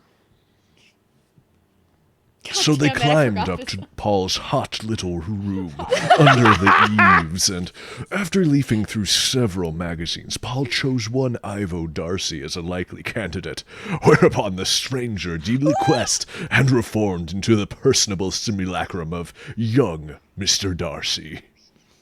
Fucking. That's John quite a trick. That's quite a trick. Paul observed as it finally got through to him what the other had done. It would come in handy in the profession for character parts, you know? I fear you would never be able to acquisition it. The stranger said, surveying his new self in the mirror complacently. It is not a trick, but a racial ableness. You see, I feel I can trust you. Of course, I'm not really a character actor. I'm a leading man. But I believe one should be versatile because there are times when a really good character part comes along I am not a human being. I am a native of the fifth planet circulating around the star you call Sirius, and we Sirians have the ableness to change ourselves into the apparition of any other living form.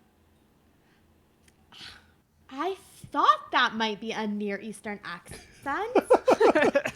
Paul exclaimed, diverted. Is Lebanese anything like it? Because I understand there's this really juicy part coming I up said in... Syrian, not Syrian. I do not come from Minor Asia, but from outer space, from an otherwhere solar system. I am an outworlder, an extraterrestrial. I hope you had a nice trip. Paul said politely. From Sirius, did you say? What's the state of the theater there? In its infanticide, The stranger told him. but Let's face it, Paul muttered bitterly. it's in its infancy here, too. No overall planning, no appreciation of the fact that all the components that go to make up a production should be a continuing totality instead of a tenuous coalition of separate forces which disintegrates. you, I comprehend, are disemployed at current. I should. You won't find that situation in Russia. Paul went on, pleased to discover a sympathetic audience in this intelligent foreigner. Mind you, He added quickly. I disapprove entirely of their politics. In fact, I disapprove of all politics. But when it comes to the theater, in many respects, the Russians, Like to make a proposal to our mutual advantage. you wouldn't find an actor there playing a lead role one season and then not able to get any parts except summer stock and odd bits for the next 2 years. All right, so the show I had the lead in folded after 2 weeks, but the critics all raved about my performance. It was the play that stank. Will you terminate the monologue and hearken unto me? The alien shouted. Paul stopped talking. His feelings were hurt. He had thought Ivo liked him. Now he saw all the Outworlder wanted to do was talk about his own problems. I desire to extend to you a position. Said Ivo.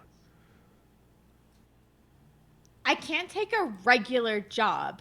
Paul said silkily. I have to be available for interviews. Fellow I know took a job at a store, and when he was called to read for a part, he couldn't get away. The fellow who did get that part became a big star, and maybe the other fellow could have been a star too, but now all he is a lousy chairman of the board of some department store chain. This work can be undergone at your convention between readings and interviews whenever you have the timing. I shall pay you beautifully, being abundant with USA currency. I want you to teach me how to act.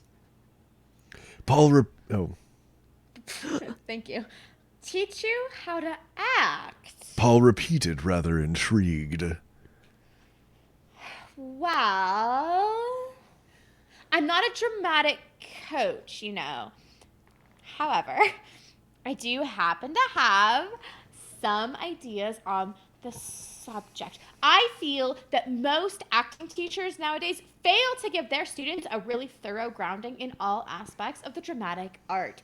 All they talk about is method, method, method. What about technique? I have observed your species with great diligence, and I thought I had acquisitioned your habits and speakings to perfectness. But I feel that, like my initial face, I have got them awry. I want you to teach me to act like a human being, to talk like a human being, to think like a human being. Paul's attention was really caught. Well, that is a challenge. I don't suppose Stanislavski ever had to teach an extraterrestrial or even Strasbourg. Then we are in accordance. Ivo said.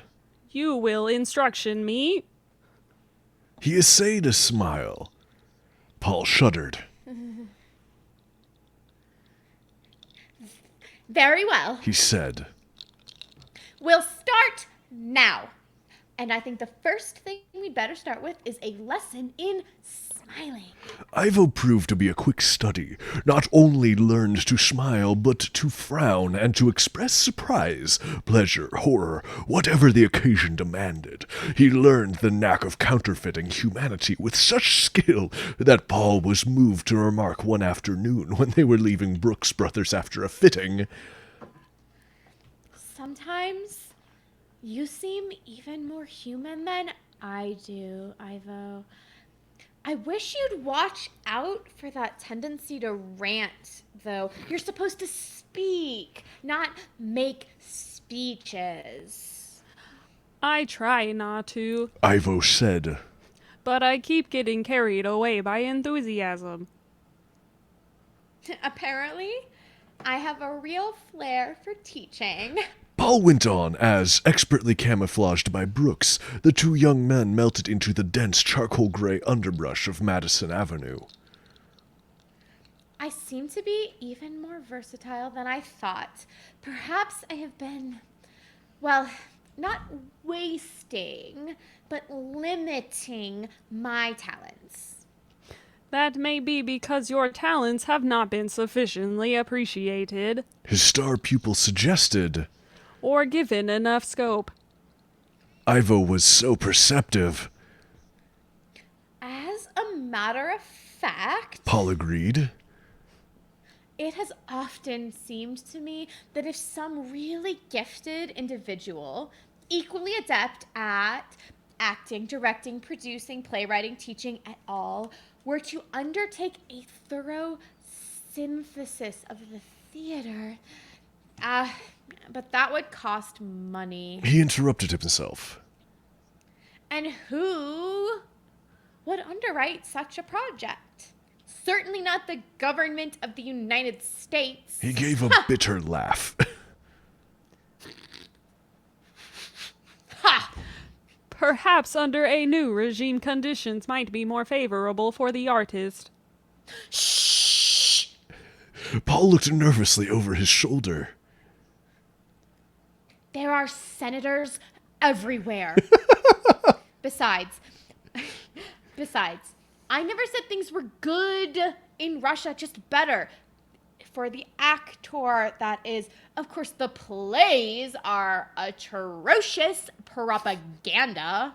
I was not referring to another human regime. The human being is at best, save for certain choice spirits, unsympathetic to the arts. We Outworlders have a far greater respect for things of the mind.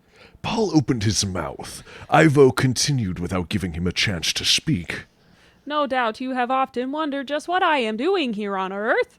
The question had never crossed Paul's mind. Feeling vaguely guilty, he murmured, Some people have funny ideas about where to go for vacation. I am here on business. Ivo told him.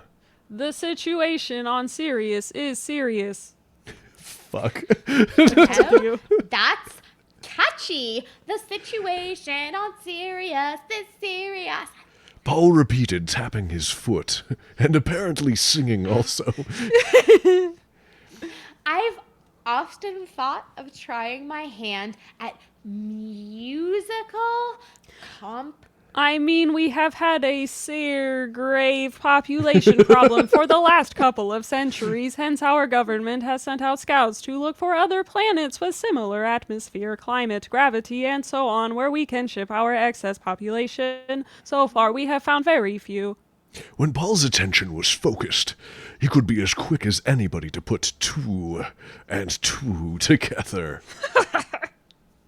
But Earth is already occupied. In fact, when I was in school, I heard something about our having a population problem ourselves. The other planets we already took over were in a similar state. Ivo explained. We managed to surmount that difficulty. How? Paul asked, though he already suspected the answer. Oh, we didn't dispose of all of the inhabitants. We merely weeded out the undesirables, who by fortunate chance happened to be in the majority, and achieved a happy and peaceful coexistence with the rest. But, look, Paul protested. I mean, to say... For instance, Ivo said suavely. take the vast body of people who watch television and who have never seen a legitimate play in their lives, and indeed rarely go to the motion pictures. Surely they are expendable. Well, yes, of course. Yeah, but even among them, there might be, say, a playwright's mother. One of the first measures of our regime would be to establish a vast network of community theaters throughout the world, and you, Paul, would receive first choice of starring roles. Now wait a minute! Paul cried hotly. He seldom allowed himself to lose his temper. Oh, But when he did, he got angry. I pride myself that I've gotten this far wholly on my own merits. I don't believe in using influence to... but my dear fellow, all I meant was that with an intelligently coordinated theater and an intellectually adult audience, your abilities would be recognized automatically. Oh, Said Paul.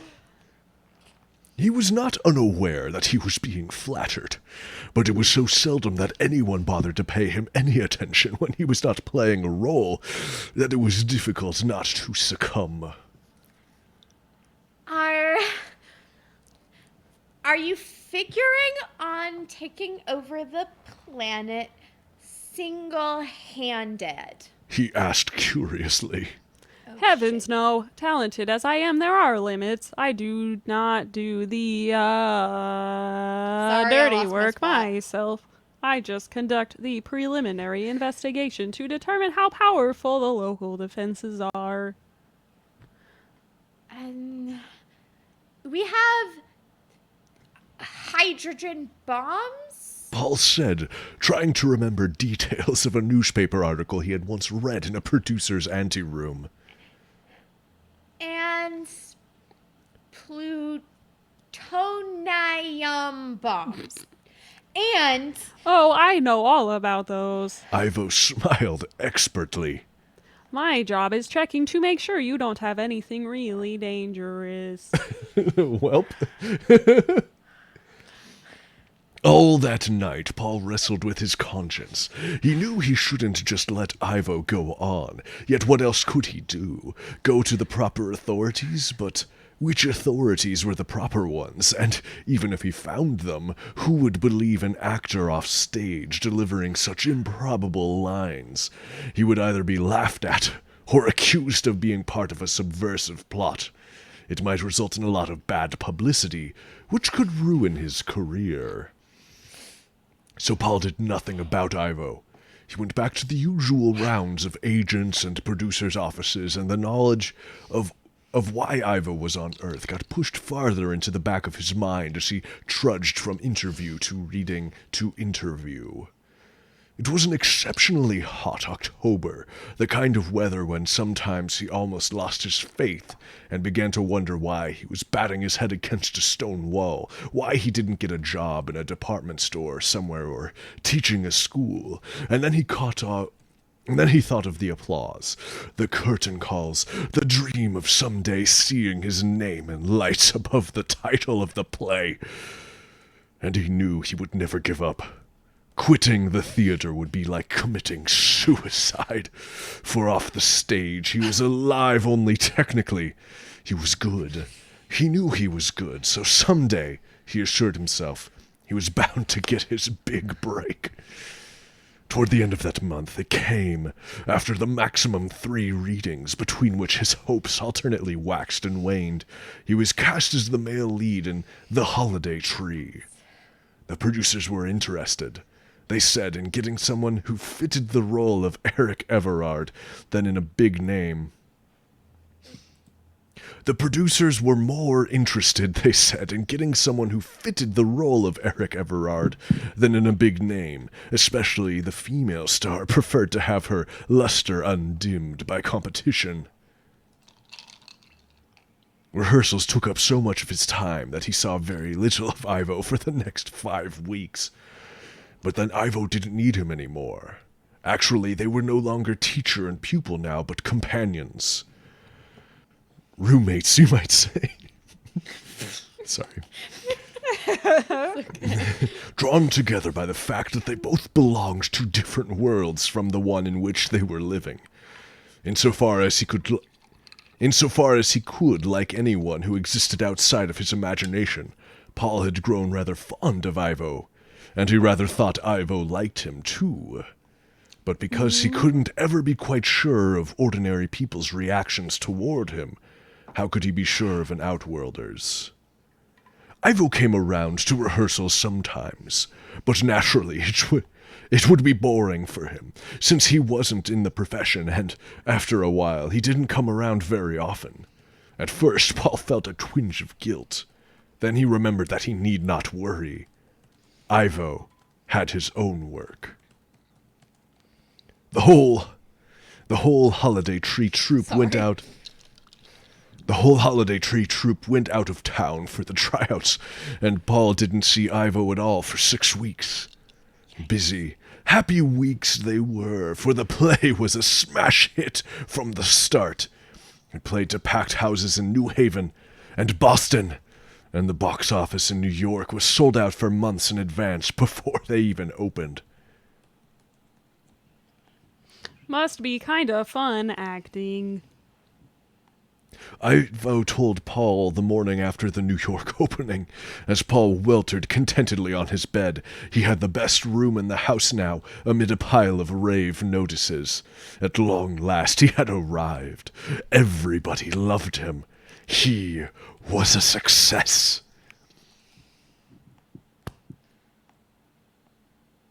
There's another paragraph. There is, in fact, another. I was looking at the chat.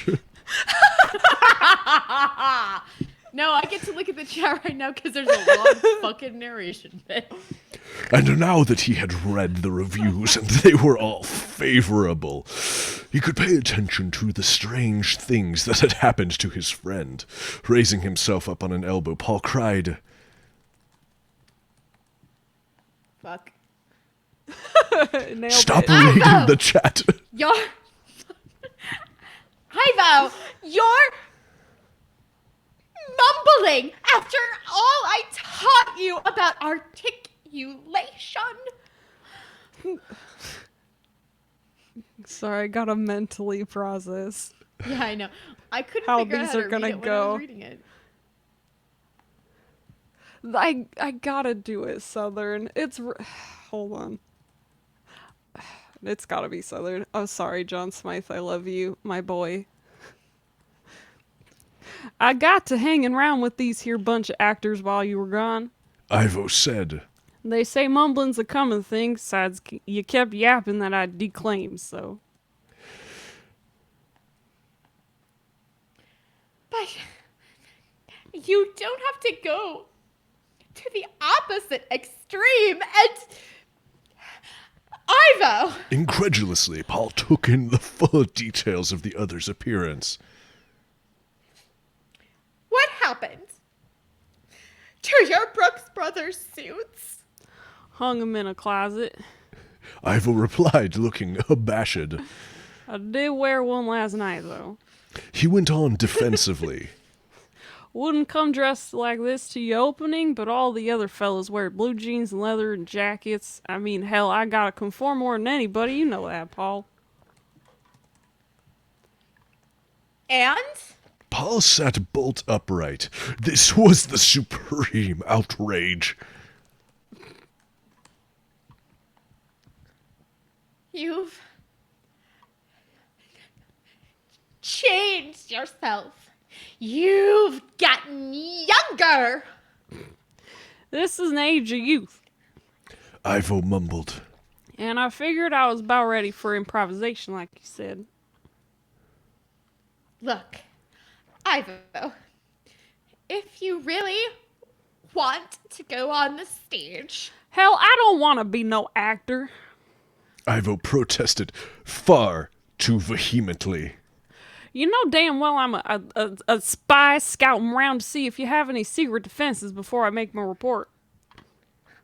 I don't feel I'm giving away any government secrets Paul said. when I tell you that the bastions of our defenses are not erected at the actor's studio. Listen, pal, you let me spy the way I wanna, and I'll let you act the way you wanna. Paul was disturbed by this change in Ivo because, although he had always tried to steer clear of social involvement, he could not help feeling that the young alien had become in a measure his responsibility, particularly now that he was a teenager. Paul would even have worried about Ivo if there hadn't been so many other things to occupy his mind. First of all, the producers of The Holiday Tree could not resist the pressure of an adoring public, although the original star sulked. 3 months after the play had opened in New York, Paul's name went up in lights next to hers over the title of the play. He was a star. That was good. But then there was Gregory, and that was bad. Gregory was Paul's understudy, a handsome, sullen youth who had, on numerous occasions, been heard to utter words to the effect of, It's Shit, the I forgot part there's a that's so Gregory. good, not him. If I had a chance to play Eric Everard just once, they'd give Lamberquin back to the Indians. Sometimes he had said the words in Paul's hearing. Sometimes the remarks had been lovingly passed on by fellow members of the cast, who felt that Paul ought to know.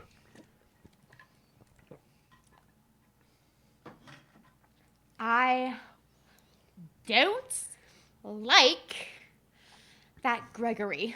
Paul told Ivo one Monday evening as they were enjoying a quiet smoke together, for there was no performance that night. Equity Mondays. Sorry. I had a lot of tequila, you guys. I had a long week. He used to be a juvenile delinquent, got sent to one of those reform schools where they use acting as therapy. And it turned out to be his métier. But you never know when that kind'll hear the call of the wild again. He's a good kid. Ivo said. He just never had a chance. Trouble is, I'm afraid he's gonna make himself a chance that is. Retorted Ivo with prideful inarticulateness. However, when at 63rd... Yep. What? However, Half a goddamn. I finished my beer. 60-30. Oh boy. And now it doesn't sit right Again, on the you table. guys gotta keep up with me. God damn it, God. I'll have to leave the room. That's However, okay. when at 6:30 that Friday, Paul fell over a wire stretched between the jambs of the doorway leading to his private bathroom and broke a leg, even Ivo was forced to admit that this did not look like an accident. Ivo! Paul wailed when the doctor had left. What am I gonna do? I refuse to let Gregory go on in my place tonight. You're gonna have to. Ivo said, shifting his gum to the other side of his mouth. He's your understudy. But the doctor said it would be weeks before I can get around again. Either Gregory will take over the part completely with his interpretation, and I'll be left out in the cold, or, more likely, he'll louse up the play, and it'll fold before I'm on my feet. You gotta have more confidence in yourself, kid. The public ain't gonna forget you in a few weeks. But Paul knew far better than the idealistic Ivo how fickle the public can be. However, he chose an argument that would appeal to the boy. Shitting fuck.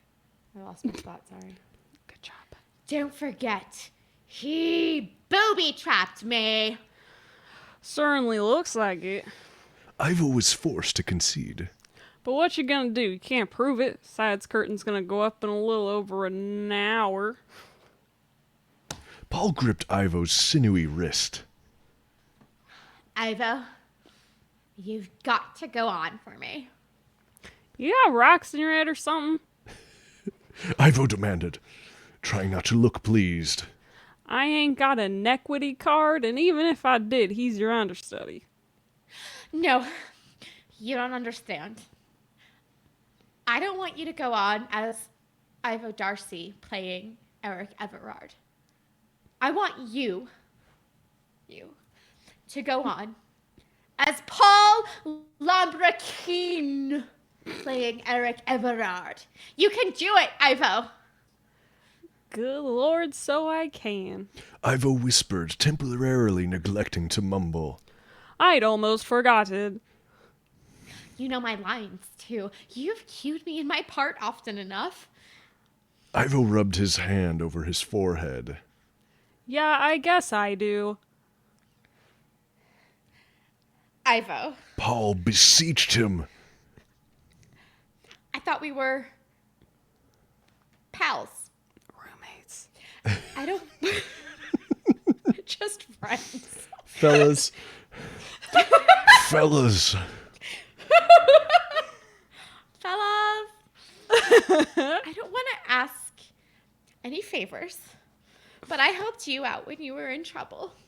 I always figured I could rely on you. I never thought you'd let me down.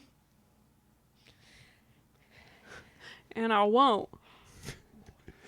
Fuck happened, dude? I prefer the Oh, shit, real this is- Ivo. yeah, sorry. No, the real Ivo. Sorry. I did a Ivo real bad gripped job of Paul's looking- hand in a hetero fashion. I'll go on tonight and play that part like it ain't ever been played before. No! No! Play it the way I played it. You're supposed to be me, Ivo. Forget Strasbourg. Go back to Stanislavski. Okay, pal. Ivo said, Will do. And promise me one thing, Ivo. Promise me you won't mumble. Ivo winced. Okay, but you're the only one I'd do that for. Slowly How he began romantic. to shimmer. Paul held his breath. Maybe Ivo had forgotten how to transmute himself, but technique triumphed over method. Ivo Darcy gradually coalesced into the semblance of Paul Lambrequin. Lambrequin. It's Lambrequin. French. Oh my god. Lambourquin? The show French. would go on. Well, how was everything? Paul asked anxiously when Ivo came into his room shortly after midnight. Pretty good. Ivo said, sitting down on the edge of the bed. Gregory was extremely surprised to see me, John Smythe, ask me about half a dozen times how I was feeling. Ivo was not only articulating. Paul was gratified to notice he was enunciating. God damn it, I love that so much. But the show? How did that go? Did anyone suspect you were a ringer? No. Ivo said slowly.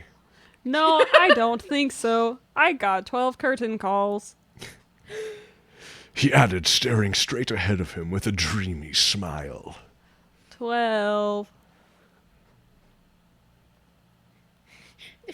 Friday nights, audience is always enthusiastic. Then Paulo swallowed hard and said, Besides, I'm sure you were great in the role. But Ivo didn't seem to hear him. Ivo was still wrapped up in his golden days. Just before the curtain went up, I didn't think I was going to be able to do it. I began to feel all quivery inside the way I do before I change. Butterflies in the stomach is the professional term. Paul nodded wisely. A really good actor gets them before every performance.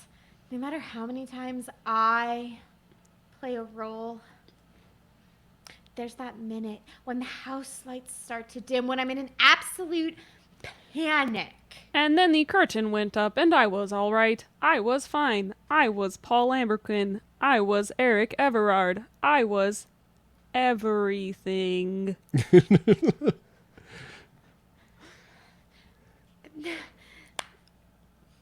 Ivo, Paul said, clapping him on the shoulder. you're a born trooper. Yes, Ivo murmured. I'm beginning to think so myself. For the next 4 weeks, Paul Lamberquin lurked in his room while Ivo Darcy played Paul Lamberquin playing Eric Everard. It's terrific of you to take all this time away from your duties, old chap. Paul said to Ivo one day between the matinee and the evening performance. I really do appreciate it. Although, wait, I suppose you've managed to squeeze some of them in. I never see you on non-matinee afternoons. Duties? Ivo repeated vacantly. Yes, of course, my duties. Let me give you some professional advice, though. Be more careful when you take off your makeup. There's still some grease paint in the roots of your hair. Sloppy of me. Ivo agreed, getting to work with a towel. I can't understand why you bother to put on this stuff at all, Paul grinned. when all you need to do is change a little more. I know. Ivo rubbed his temples vigorously. I suppose I just like the smell of the stuff. Ivo. Paul laughed.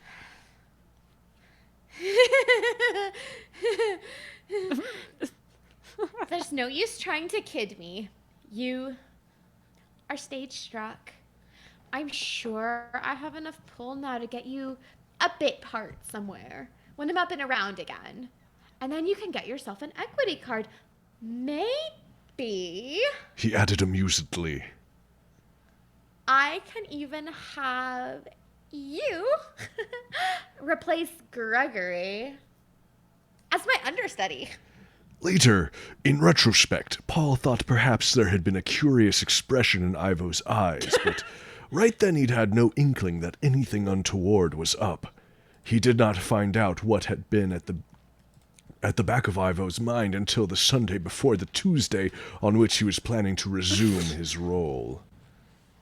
Lord, it's gonna feel good to feel that stage under my feet again. He said as he went through a series of complicated limbering up exercises of his own devisement, which he had sometimes thought of publishing as the Lamberquin Time, the Lambrequin Time, and Motion Studies. It's French.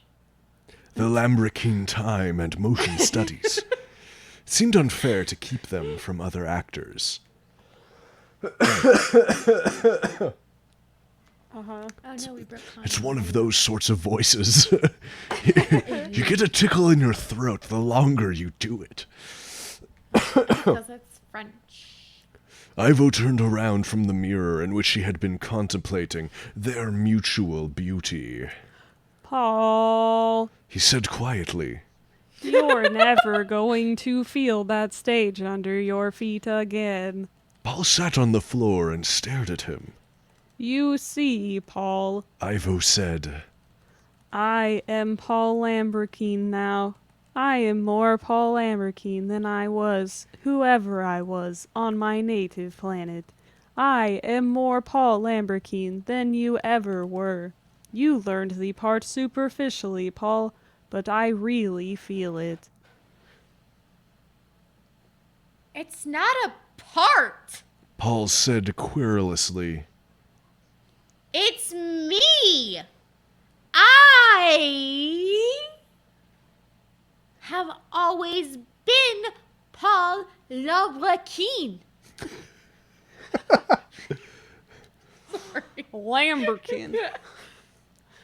How can you be No. sure of that? You've had so many identities. Why should this be the true one? No, you only think you're Paul Lamborghini. I know I am. Damn it! Paul said. That's the identity in which I've taken out equity membership. And be reasonable, Ivo.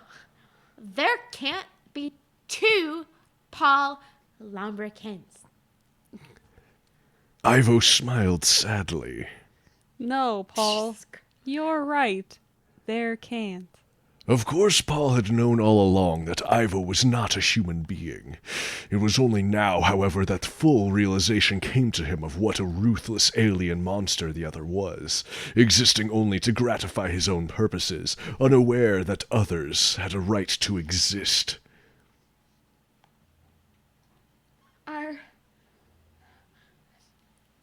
Are you gonna dispose of me then? Paul asked faintly. To dispose of you, yes, Paul, but not to kill you. My kind has killed enough, conquered enough. We have no real population problem. That was just an excuse we made to solve our own consciences. You have consciences, do you? Paul's face twisted in a sneer that he himself sensed right away was overly melodramatic and utterly unconvincing. Somehow, he could never be truly genuine off stage. Ivo made a sweeping gesture. Don't be bitter, Paul. Of course we do. All intelligent life forms do. It's one of the penalties of sentience. For a moment, Paul forgot himself. Watch it, Ivo. You're beginning to ham up your lines. We can institute birth control. Ivo went on, his manner subdued. We can build taller buildings. Oh, there are many ways we can cope with the population increase. That's not the problem. The problem is how to divert our creative energies from destruction to construction, and I think I have solved it.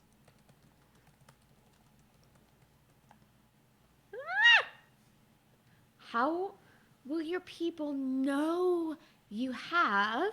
Paul asked cunningly. Since you say you're not going back. I am not going back to Sirius, Paul. You are. It is you who are going to teach my people the art of peace to replace the art of war.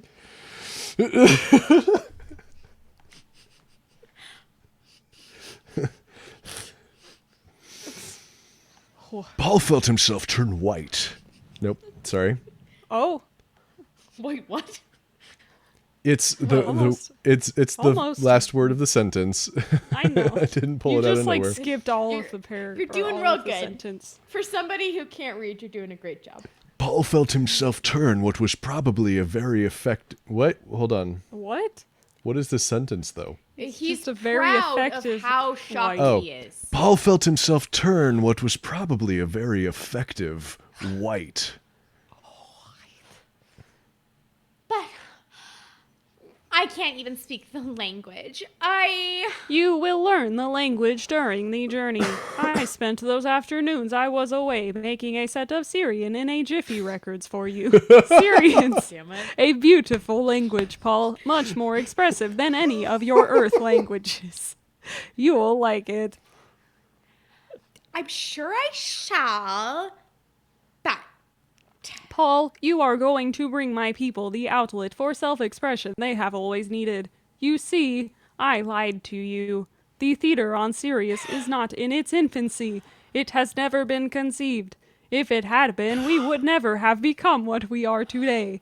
Can you imagine a race like mine, so superbly fitted to practice the dramatic art, remaining in blind ignorance that such an art exists? Fellas, Fellas? does theater save? yes, theater and birth control, they save society. It does seem a terrible waste. It does seem a terrible waste. Wait, did you skip a line? No, it's your line. It's my line. No. Paul had to agree, although he could not be truly sympathetic just then. But I'm hardly equipped. Who is better equipped than you to meet this mighty challenge? Can't you see that at long last you will be able to achieve your great synthesis of the theatrical arts as producer, teacher, director, actor, playwright, whatever you will, working with a cast of individuals who can assume any shape or form, who have no preconceived notions of what can be done and what cannot? Oh, Paul, what a glorious opportunity awaits you on Sirius 5. How I envy you. It sounds like my credits at the end of our episodes. Then why don't you do it yourself? Paul asked. Ivo smiled sadly again. Unfortunately, I do not have your manifold abilities. All I can do is act. Superbly, of course, but that's all. I don't have the capacity to build a living theater from scratch. You do. I have talent, Paul, but you have genius. How do I act so well? It is a temptation, Paul admitted. but to leave my own world. Paul, Earth isn't your world. You carry yours along with you wherever you go. Friendship was inside of you all along. Fellas, Your world exists in the mind and heart, not in reality. In any real situation, you're just as uncomfortable as you are on Earth as you would be on Sirius. Yes, but Think of it this way, Paul. You're not leaving your world, you're just leaving Earth to go on the road. It's a longer road, but look at what's waiting for you at the end of it.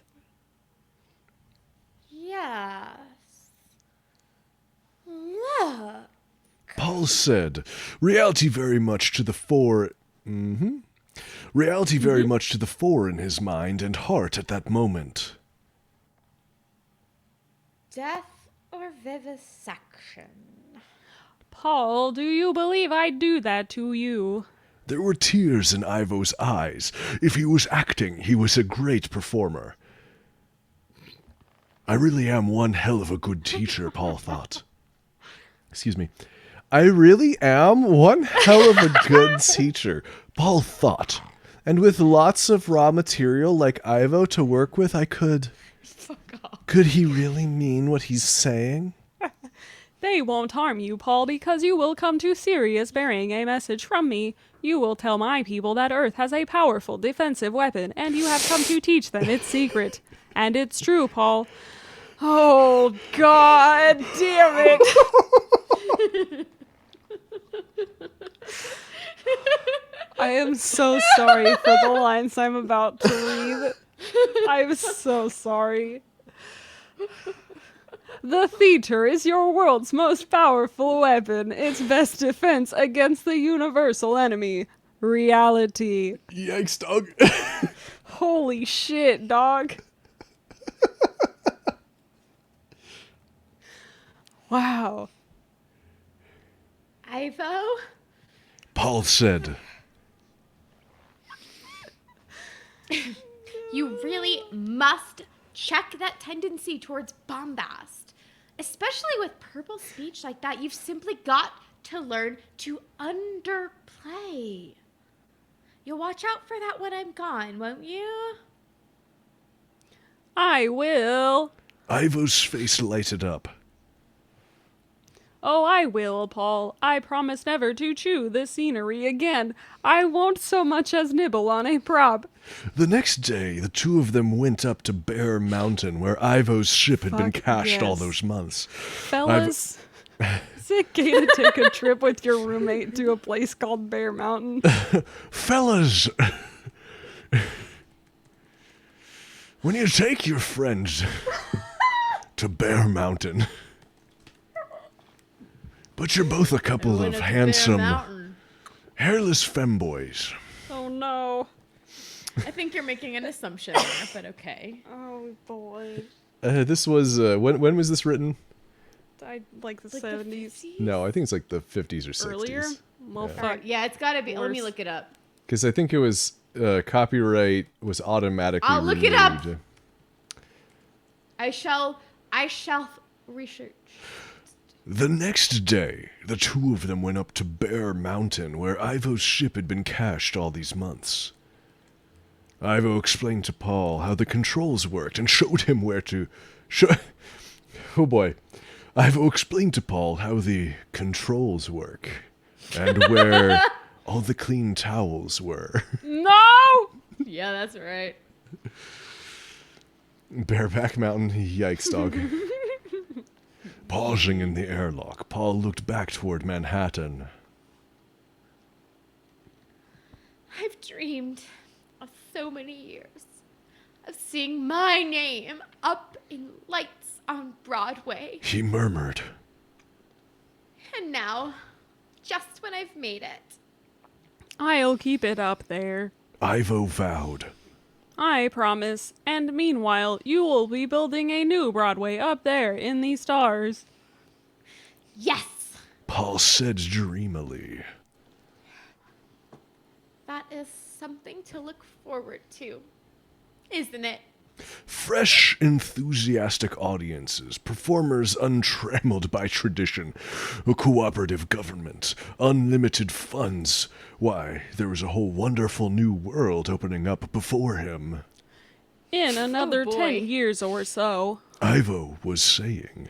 Syrian actors will be coming to Earth in droves, making the native performers look sick. Paul smiled wisely. Now, Ivo, you know Equity would never stand for that. This is actually anti-union propaganda. Oh no. Yeah, it's also that. Equity won't be able to help itself. Public pressure will surge upward in a mounting wave and... Ivo stopped.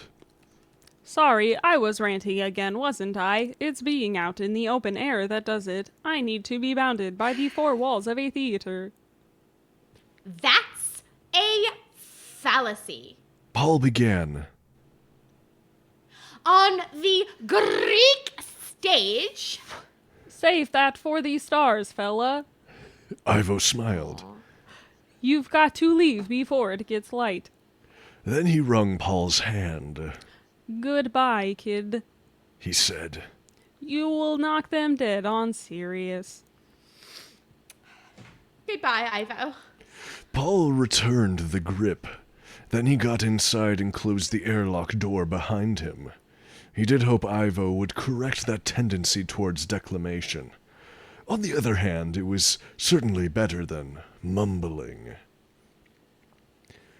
Paul put Assyrian in a Jiffy record on the turntable because he might as well start learning the language right away. Of course, he'd have no one to talk to but himself for many months. But then... It's like, same. Hashtag relatable. But then, when all was said and done, he was his own favorite audience. He strapped himself into the acceleration couch. That's right.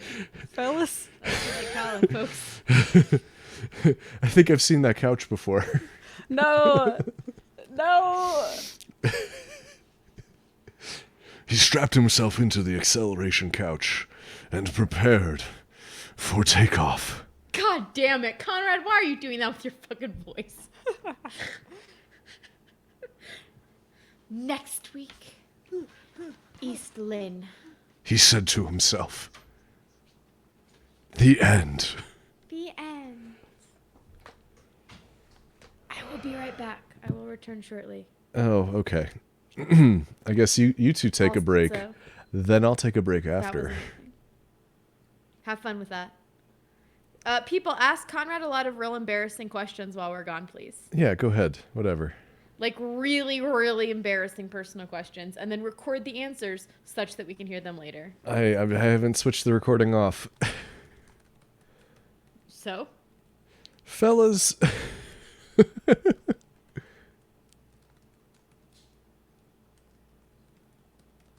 Yeah, My Fair Planet's Evelyn E. Smith. Available on Project Gutenberg. Space Boyfriends. Yeah, but he God, isn't there a trope about queer lovers replacing each other? I feel like I've heard that before. Like it's a weird thing in fiction.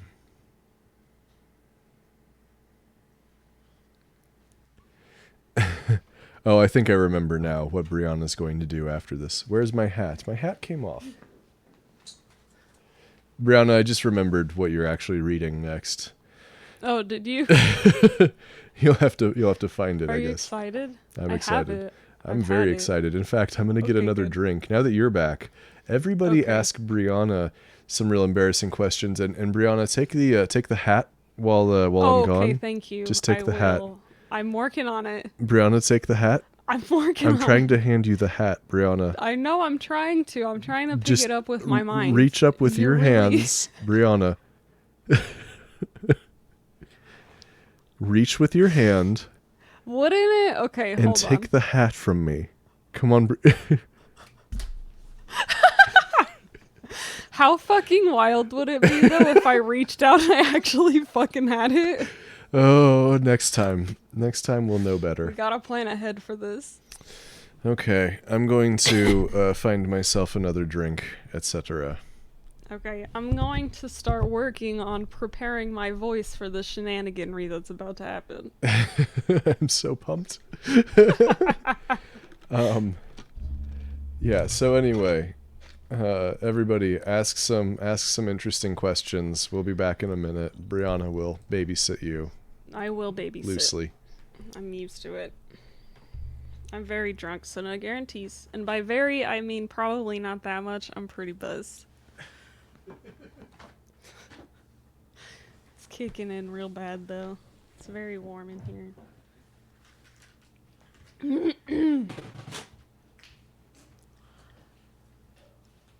I don't know what embarrassing questions are.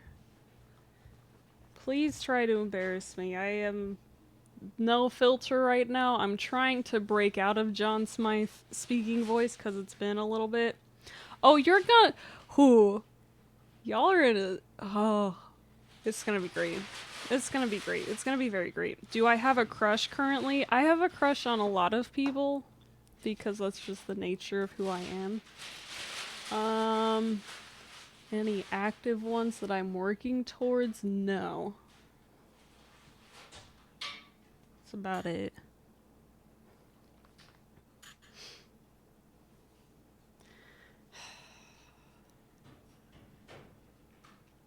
It's good times. They're all super cute though. I've been trying to do like Bumble a little bit and it's not for me. I did get my hair cut on Sunday, and my hairstylist was like totally super hitting on me the whole time. And Like, she what gave the me fuck? her number. It was great. I did not text her. I don't know back, what the though. rest of that story was, but I'm in favor of it. We're talking about our crushes in the chat. Woo! Mine are all fictional characters. Is that okay? Can Yeah, I still think play? that's fine. Oh, are we talking about fictional character crushes? Then yeah, I've got like a billion. Please talk to me about Hades. I can talk to I can talk about Hades forever. Any particular iteration thereof, or just in general? I mean, I'm talking specifically about the video game that came out like a couple months ago, where the character designs are just. I don't know. It's what from video this games are. game studio that like consistently makes really hot characters. And so a lot of them are very attractive. Artemis, pretty cool. Bay. Thanatos, though, oh my god. Meg, also very great. I've talked to a lot of my friends about it. We've already decided that the character I most like is Hypnos, because I'm kind of a little shit and also extremely tired, but generally a good person. Supergiant's great. I like good people. No, I see that. That sucks. But yeah, online Not you. dating sucks. I'm just like No, I know. responding to things people have written in the chat, be like, No, "Oh you're no, good. that sucks." And like, No, it's okay. guys, this is just tequila. I had a really long week, I was and I'm thinking really about fucking mad at you. And I'm pointing Me? at you in the screen and at Conrad Oh. because you're not drunk like me. I had one pina colada and it's hitting me way harder than I wanted it to. I had many tequila Because because that was what I had in my fridge. I can go get another pina colada if you would like. I just don't know how would like badly that, it's yes. going to affect this beautiful reading I'm going to do in a minute. Yeah, But I that was. will give me I time. was I feel like this last story is like not an innately good story, but it's going to be a really great story for 3 drunk people to read. Here's the thing And though. But Kit. Yes. But Kit, Yes. we're not going to do that one. We're doing a different one. Okay, which one are we It's doing? going Is it to in be the thing? wonderful. Where is No. where might I Yeah, find? I'm You gonna don't need to- go get my drink. You're just going to sit back and be drunk and have a very good time, I would assume. That is within my skill set. I will be back. I'm going to go refill then, I guess, to draw this out as I long don't as want all- possible. I don't want all of you in the chat to get this idea that I'm drunk all the time because that's not the case. Just many of the time. Okay. Everyone, stop asking for spoilers. You just have to wait. We're talking, Conrad, we're talking about people we have crushes on. So have fun okay. dealing with that. Should I leave again? No, you have to talk about your crushes, Yeah, goddamn now it. you have to talk about your You gotta crushes. talk about cute boys and cute girls. Who, let's see. What did you guys say? We got fictional characters and two dude accidentally ghosted a year ago because he was too hot for me. Jesus. Yep. He That's was too well, hot for me. I don't know what was wrong with him. well, that's too bad. I'm rooting for you too. You crazy kids, I think you're gonna make it. My crush is one. Anybody who shows me the time of day. I know that feeling. Mine just almost exclusively fictional characters, because you know the thing that's really great about fictional characters is that they're not real people. Let's see. Who am I crushing on? I feel like if I give like too serious of an answer, that is not the mood we're going for right now. No, you should absolutely tell us your deepest, darkest, most personal romantic secrets. I just literally don't have any because I am a severe introvert and I don't like being around people, which means I don't know any people, which means I can only have crushes on fictional characters because they are the only people I have any kind of contact with. You know, like the Kool-Aid Man. Also, what? I literally am not sure what words you just said with your words. You know, like the Kool-Aid Man. He's just so No. assertive. His whole deal is that he punches holes in walls, man. That's a fucking red flag.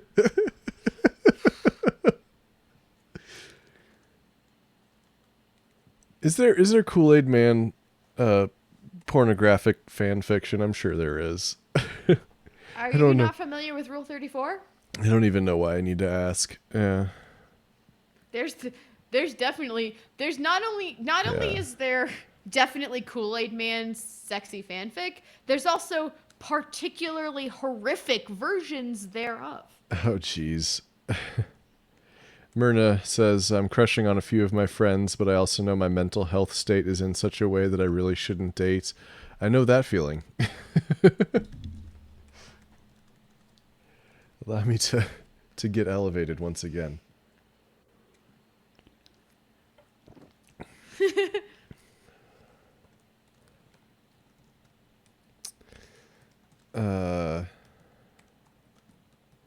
Yeah, 'cause I don't know. Like the only people that are coming to mind would be like just real weird if I said it out loud. Because obviously it's Kit and Brianna. I mean, let's be honest. Who Fucking doesn't want a called piece it. of I'm kidding. Nailed it. I'm kidding. No, No, I knew it. I always knew it. You I knew it, knew yeah. there was a reason you asked me to play Fall Guys with you all the time. It's because he was falling. There's nothing more romantic. fellas. Is it romantic to play Fall Guys with your pal? No, like I don't know. There's like some people I watch on TV, some people I watch on YouTube. I wouldn't say anybody in real life because Some that would just people be you watch with disastrous. binoculars real life you know? people- in your car. Or sad. Yeah. They just make you No, sad. real life, because here's the thing: real life people have flaws, whereas fictional characters you can do whatever the fuck you want with them. I mean, fictional characters have flaws, but they're you like can in a pretend good they way. don't. They're in like a not terrible also way. they're more attractive than normal people. It's true. I hate it. It's just fair. it's just all Cloud and Tifa. That's all you got. Oh my god! It's like you were in my brain. They're just so much Not more attractive than surprising. real people. I have seen It's their not shoulders, fair. Brianna. There's so many hot people in that game. That actually bothers me when media has people who are too hot or I like guess. it's like the difference between watching something that's made for the BBC and something that's made for Channel 4 in the UK. It's like or like just a movie made with British actors. The BBC doesn't load you down with too pretty of people. I suppose Brandon, did you Kit, get a haircut? I wish you did. our local Anglophile. Yes. What? I was comparing Did you the just- cast. Conrad, I'm not talking to you. I'm talking to Kit right now. Shut up. Did you get a haircut? What? It looks really good. I did. hair I looks got really it good. cut Did you on get a haircut? Sunday, and my looks hairstylist good. was just super flirting with me the whole time and told me when her day off was, gave me a really sick haircut, asked me to be an Instagram model, gave me her number.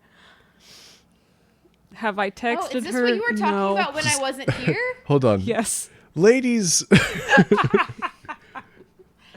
Ladies. And the answer is no. It's never flirting. Shut up. Which one is flirting? She's Wait, so. Was she super? What like are she's you? not What like old. was that? She's like older were than you me in though. there? It's weird. What? But like by like a lot, or by like 6 months. I mean, it's like Oh, you're a baby. 7 6 months might be a years. lot. Yeah, I'm baby. I don't remember how numbers. So that's but- older than It's Anybody a in year this, older than you and Kit. oh, okay.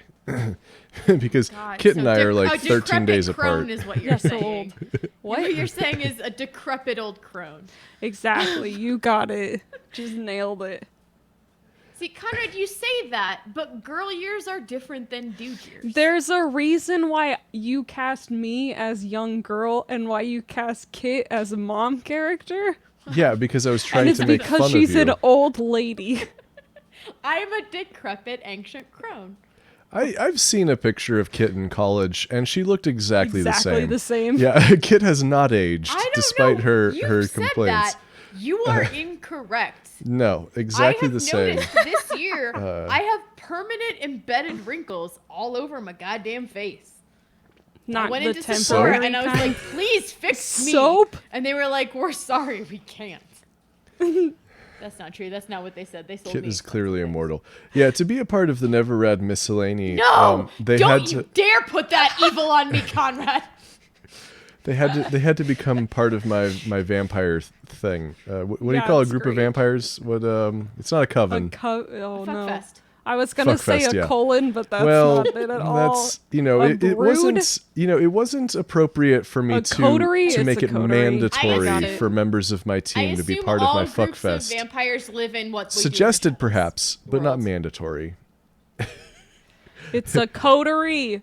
A coterie. I played like Vampire the Masquerade 2 times. I'm a professional. An orgy of vampires. Guys, I don't know if you're aware of this, but I'm obsessed with collective nouns, and now I have to look up and see if there is a specific one for vampires. It's a coterie. It's a vulva of vampires. You shut up.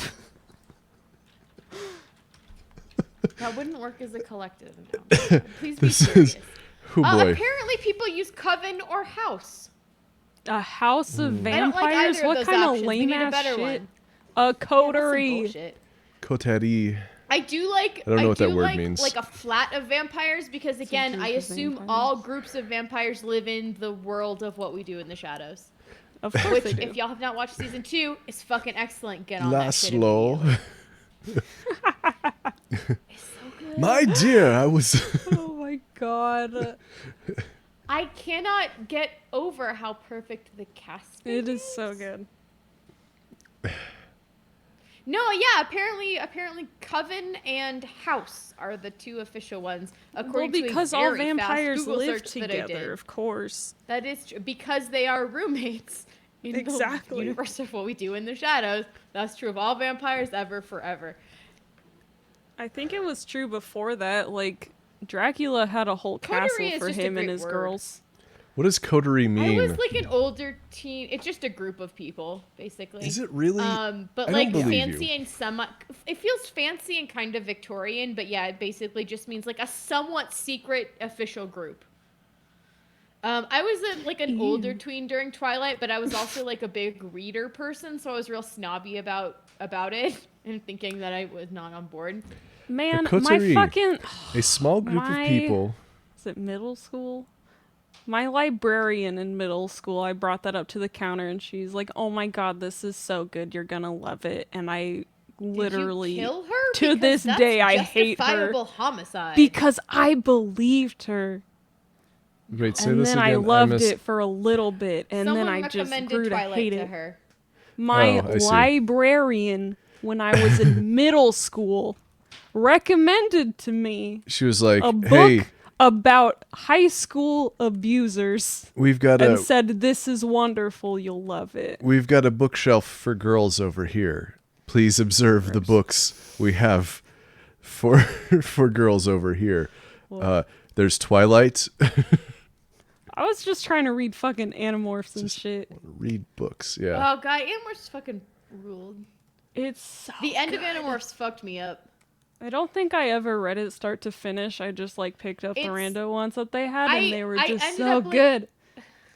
I every month when the like Scholastic book orders came in, that was one of the ones I would get the next Animorphs book. God, I loved those fucking things. I only read the Yes. Andalite Chronicles. It was solid. But I did like I had aged out of it by the time it had ended, but I did read the last one, and I was at a position where I was like towards the end of high school, and like the end of it was just like, wow, things end, and sometimes it sucks, and I was like, I can't Yep. handle this as an ending right now. The same thing happened with Series of Unfortunate Events, ended Yeah, it very was brutal. similarly at about the same time, and also I was just like, I can't do this right now. What are you? You got to do like Why I are do. you doing this to me, authors not of read? my childhood? Well, it's not. I Also, I will say the Netflix series of Unfortunate Events, real good. I'll have you know, I read Very 3 short excellent. stories this evening alone. Wow. Yeah. I was real proud of you for like a second. Animorphs pretty solid. I love Series of Unfortunate Events is legit fucking excellent. Like it's just really good. Yeah. I haven't had an excuse to do my Patrick I still don't. Warburton impression yet, but Do it right now. He's got to like start to yawn and just. Doc, I'm worried about the boys. That was pretty good. It's going to exclusively be Venture Brothers. Those are my. Let's see. Middle school, I was reading some Piers Anthony novels, which are exclusively for perverts. Everything makes So sense. appropriate for you. Those Xanth novels are just. Book number 6 is called A Nightmare, and it is told from the perspective of a magic horse. Everything makes even more sense. I don't like horses. I've been on a horse. It was not fun. They poop a lot, just like They while they're do. walking. They'll just be Yep. pooping and walking. Oh, who doesn't? Can you imagine the world they live in? Wild. Horses? It's, Yeah. I have news for you, Brianna. It's literally the same world that we all live in. What?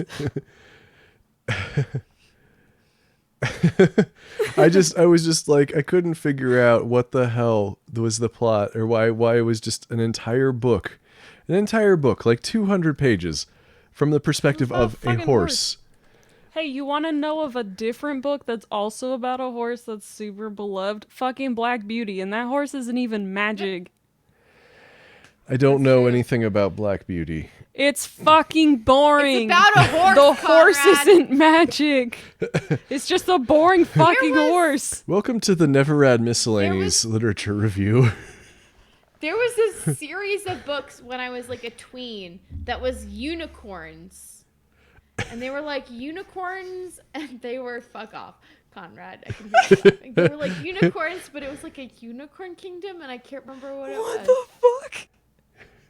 What's Narnia it called? The series is Unicorn solid, but I went Kingdom? to Catholic school for 12 years, and so when we read Narnia in Catholic school, it was just like, look how Catholic all of this is because of Catholicism.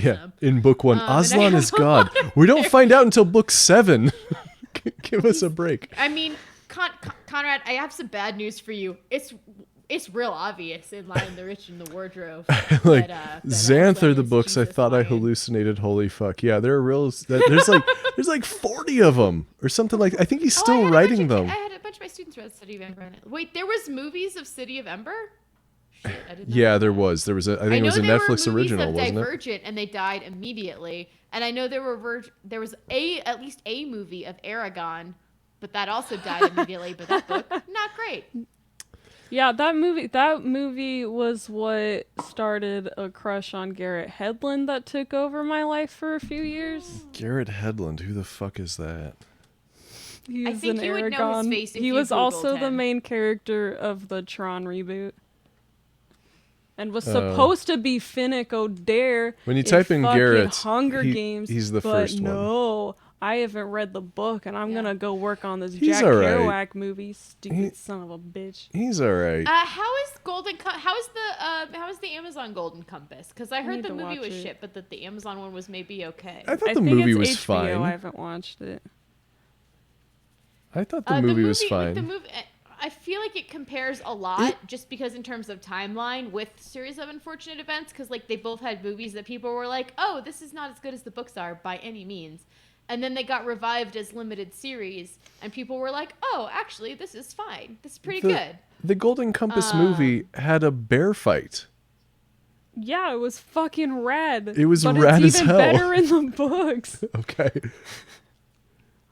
Shit's wild. He like rips his fucking jaw off, and I went, "Fuck yeah, this is great. I love this." Fucking just need tear more- down Movie God. of What's Martian up? Chronicles? More Go fight God. Let's bear go do fights that in my shit. life. That I wish that book series didn't destroy little kid me, because I definitely remember reading it, and Lyra was like the person I wanted to be when I Hudson? grow up. And then she kissed a boy, and for some weird reason this upset me very much, and I started crying. Definitely straight though. I mean, you were just talking about Garrett Hedlund. Yeah, but I was a 13-year-old and didn't know any better. I'm telling you right now, I cried because the character that I idolized kissed a boy, and I got so upset that I accidentally spilled my fucking green apple snow cone all over the book, and it's stained green forever. I know that Matt's You're not in missing the the chat essential anymore, thing about fictional but characters, we which need is that you a- can pretend that they I didn't kissed do a any of boy. that stuff. It was compulsory. I'm gonna write that. I'm not because That's I'm really balancing good. my computer on my knee right now. But I was gonna write that down for him, and he'll hop. Ooh, I like it. This Bear fights. No, that bear sounds fights. like a. Oh my god, Blath gets it. Thank you, Blath. Yes. My Sam hero. from iCarly. I was in college see, during the if- time of iCarly, and my roommate and I got like weirdly addicted to it because it was like totally no stakes television, but was Oh, enjoyable. 100%. There are two people in iCarly perfectly worth having crushes on. They are not Sam. Wow. Conrad, Sam's you're fucking straight. great, first of all. Wait, no, is Sam one of the girls? Yes. Oh, it is Sam. Yes. Okay, yeah, that's never mind. Whatever. Sam is the Are you best talking character, about followed by the Freddy? brother whose No, name no, I I don't was remember. I forgot that her Are you name was talking Sam. about- What was it? Jeanette Who are you Purdy. thinking No, of? Sam, Purdy. Carly, Purdy? and Freddie. What's her Are name? their names, and then the think brothers. that's who you're Jeanette talking McCurdy. about. Why do I know this? And Miranda Cosgrove. No. Jeanette McCurdy. Yeah, that was the one. Was she Sam? Because then I totally fucked it up Yes. because she was the one, She's Sam. actually. I was being generous Yes. with two. Yes, that one. Oh, and the actor who played her is gay. Oh Okay, man, neat. there was like first, another I did child not know that. actress who came out as gay recently, Allison Stoner. Also had a super big crush on her, the best. And then she's walking around wearing like fucking a shirt that said something. I don't know, but she's gay now, and I was very excited. I went, oh, my Now, though. childhood, Just now. beautiful. Now. Not She's before, out just now. But see, and again, like the thing about fictional characters is that you can literally just imagine, like, oh, okay, so they're in this situation, but like the writers got it wrong. What's really happening is whatever I want to have be happening. Like the I mean, pre-fan fiction stuff. That's ideal with That's real why- people. Can't deal with that. Can't deal with that with real people because they've got their real lives and they actually exist or whatever the fuck. So my fictional characters all right. are superior. We need in to all come up ways. with a name for the genre of fiction where you're just writing romantic scenarios between It's real called people, fanfic, you know. Conrad. Oh But real god, people. yeah, that's Are called you a- fanfic. Are you That a fan is- of the real people? Unfortunately, that is- what you don't understand is there are fan fictions of real people. Yeah, I mean, that I is guess I what- knew that's that a about whole like Bon One Appetit Direction. fanfic. There's oh my god, That's there's a whole fan fiction thing. about the Bon It's Appetit enough cast. of a thing that Yep. it's a Oh, subplot man. on Bob's Is it- Burgers. Is it Claire and Brad? I don't know. I haven't read any of it. I just know it exists. Brad's married, but I would believe it. Guys, I'm real afraid right now. But also Bon you're Appetit drunk? is having some troubles at the moment. Bad. They're Some back troubles. Are we reading? They're back Oh, I on, know. and they're trying to Oh, I pretend know. like nothing happened. There's fanfic about Napoleon. What? Why? There's fanfic about fucking everything. God. I know, but Napoleon? Man. Just I'm Is it- imagining I the had a student fanfic. once who was like obsessed with Isn't- Napoleon, and it was I weird closed the door on because my it was a house fifth grader. as I'm going to work, but inside the no. home, I know the No. chair and Stop. love seat Stop. are Stop. involved Is Count in of it. Monte Cristo technically Napoleon fan fiction if you stretch it? Have not actually read the book. I've only made Have you jokes watched Wait, the about what it. book? movie? I missed it. Count of Monte Cristo? Is there fanfic about Earlier than Napoleon that. That's and too early. Napoleon Dynamite? That's like way Gizmo, before. No, never mind. get I'm on it. confused. My brain is No, asleep. because the Sorry, no, my- beginning of the my book brain is like we replaced got that with stranded Man on in the the same Iron Man. island that Napoleon got stranded Saboteur on. FX, thank you for following. Oh, hi, I know you. Hi, This- Sabobab.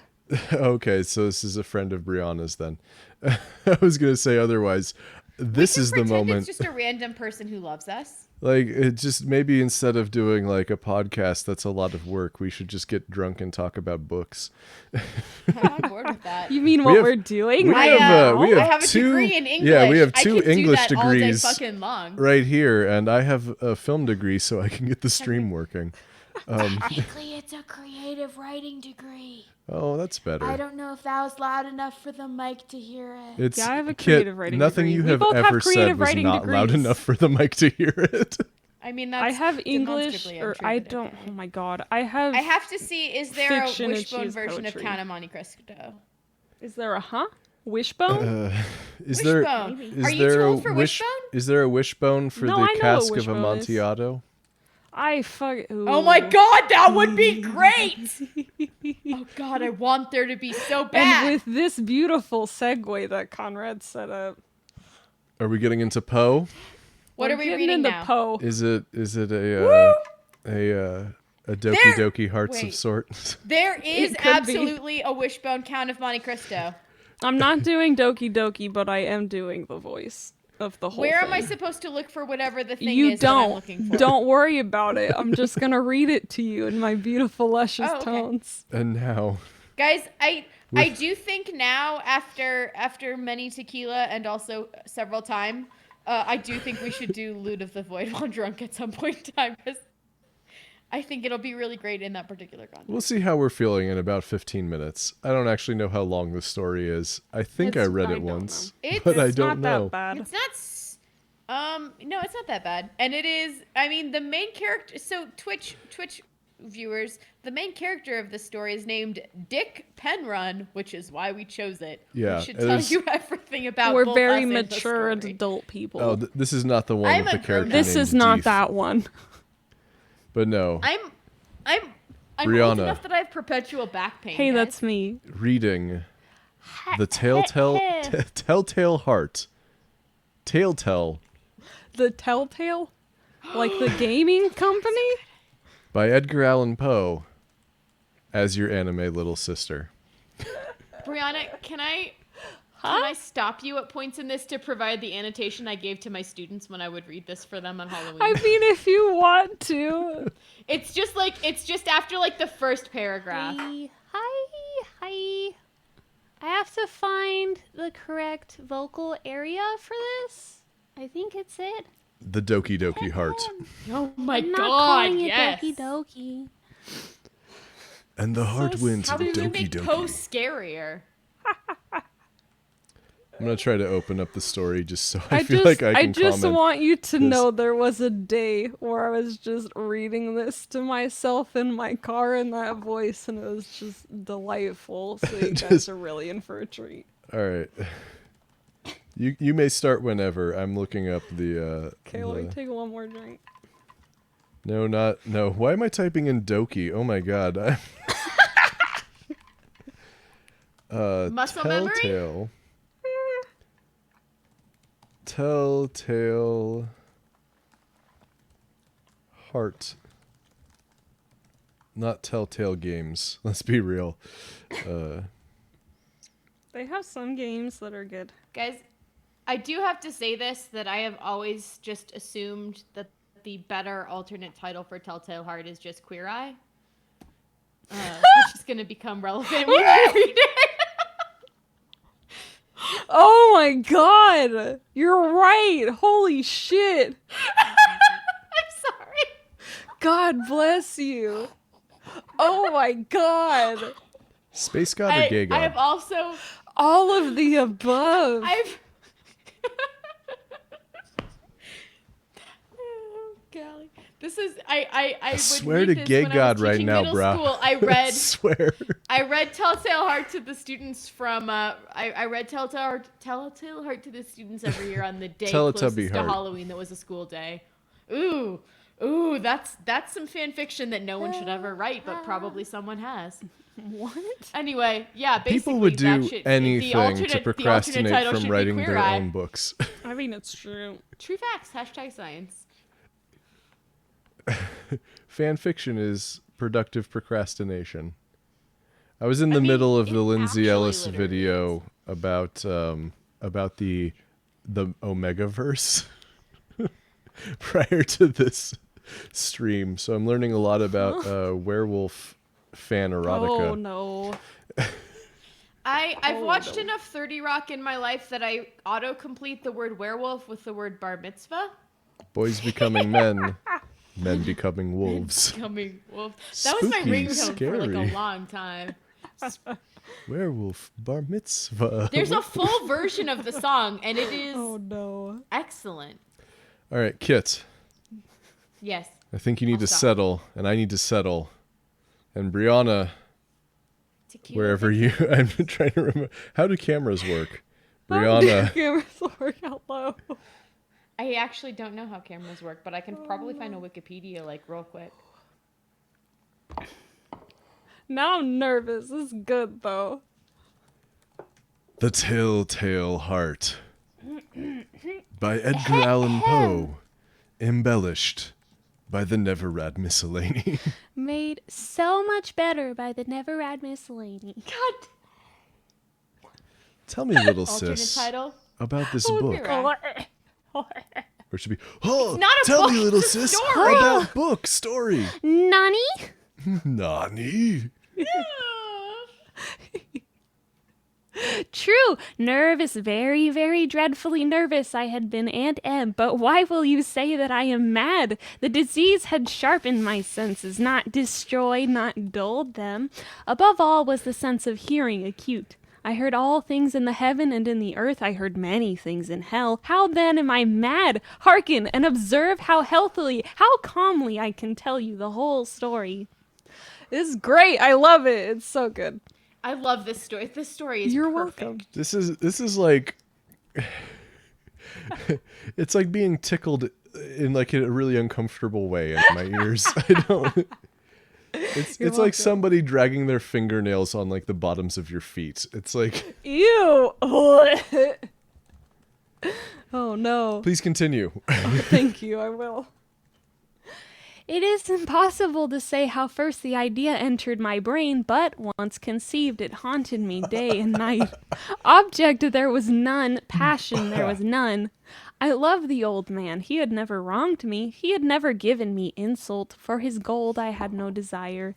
I think it was his eye. Yes, it was this. He had the eye of a vulture, a pale blue eye with a film over it. Whenever it fell upon me, my blood ran cold, and so by degrees, very gradually, I made up my mind to take the life of the old man and thus rid myself of the eye forever. Now, this is the point. You fancy me mad, but madmen know nothing. But you should have seen me. You should have seen how wisely I proceeded, with what caution, with what foresight, with what dissimulation I went to work. I was never kinder to the old man than during the whole week before I killed him, and every night, about midnight, I turned the latch of his door and opened it, oh so gently. And then, when I had made an opening sufficient for my head, I put in a dark lantern, all closed, that no light shone out, and then I thrust in my head. Oh, he would have laughed to see how cunningly I thrust it in. Wink! I moved it slowly, very, very slowly, so that I might not disturb the old man's sleep. It took me an hour to place my whole head within the opening so far that I could see him as he lay upon his bed. Ha! Would a madman have been so wise as this? And then, when my head was well in the room, I undid the lantern cautiously. Oh, so cautiously, for the hinges creaked. I undid it just so much that a single thin ray fell upon the vulture eye, and this I did for 7 long nights, every night just at midnight. But I found the eye always closed, and so it was impossible to do the work, for it was not the old man who vexed me, but his evil eye. And every morning when the day broke, I went boldly into the chamber and spoke courageously to him, calling him by his name in a hearty tone, and inquiring how he has passed the night. So you see he would have been a very profound old man indeed to suspect that every night just at 12 I looked in upon him while he slept. This is Yandere. Telltale Heart. God, this story is You're so doing good. Yuri from Doki Doki right now. Oh no. Totally. This Oh, boy. story is perfection, you guys. It's the best Halloween story. Upon the 8th night, I was more than usually cautious in opening the door. A watch's minute hand moves much more quickly than did mine. Never before that night had I felt the extent of my own powers, of my sagacity. I could scarcely contain my feelings of triumph. To think that there I was, opening the door little by little, and he had not even to dream of my secret deeds or thoughts. I fairly chuckled at the idea, and perhaps he heard me, for he moved on the bed suddenly as if startled. Now you may think that I drew back, but no. His room was as black as pitch with a thick darkness, for the shutters were close-fastened through fear of robbers, and so I knew that he could not see the opening of the door, and I kept pushing it on steadily. I had my head in, and was about to open the lantern, when my thumb slipped upon the tin fastening, and the old man sprang up in bed, crying out, "Who's there?" I kept quite still and said nothing. For a whole hour I did not move a muscle, and in the meantime I did not hear him lie down.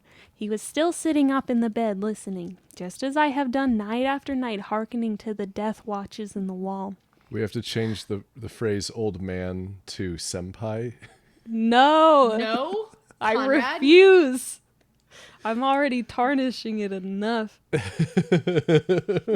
Would a crazy person do this? No. Hey, if he was worried about it, he shouldn't have died 100 years ago. Yeah, fuck Yikes, him. dog. I bet he... Yeah.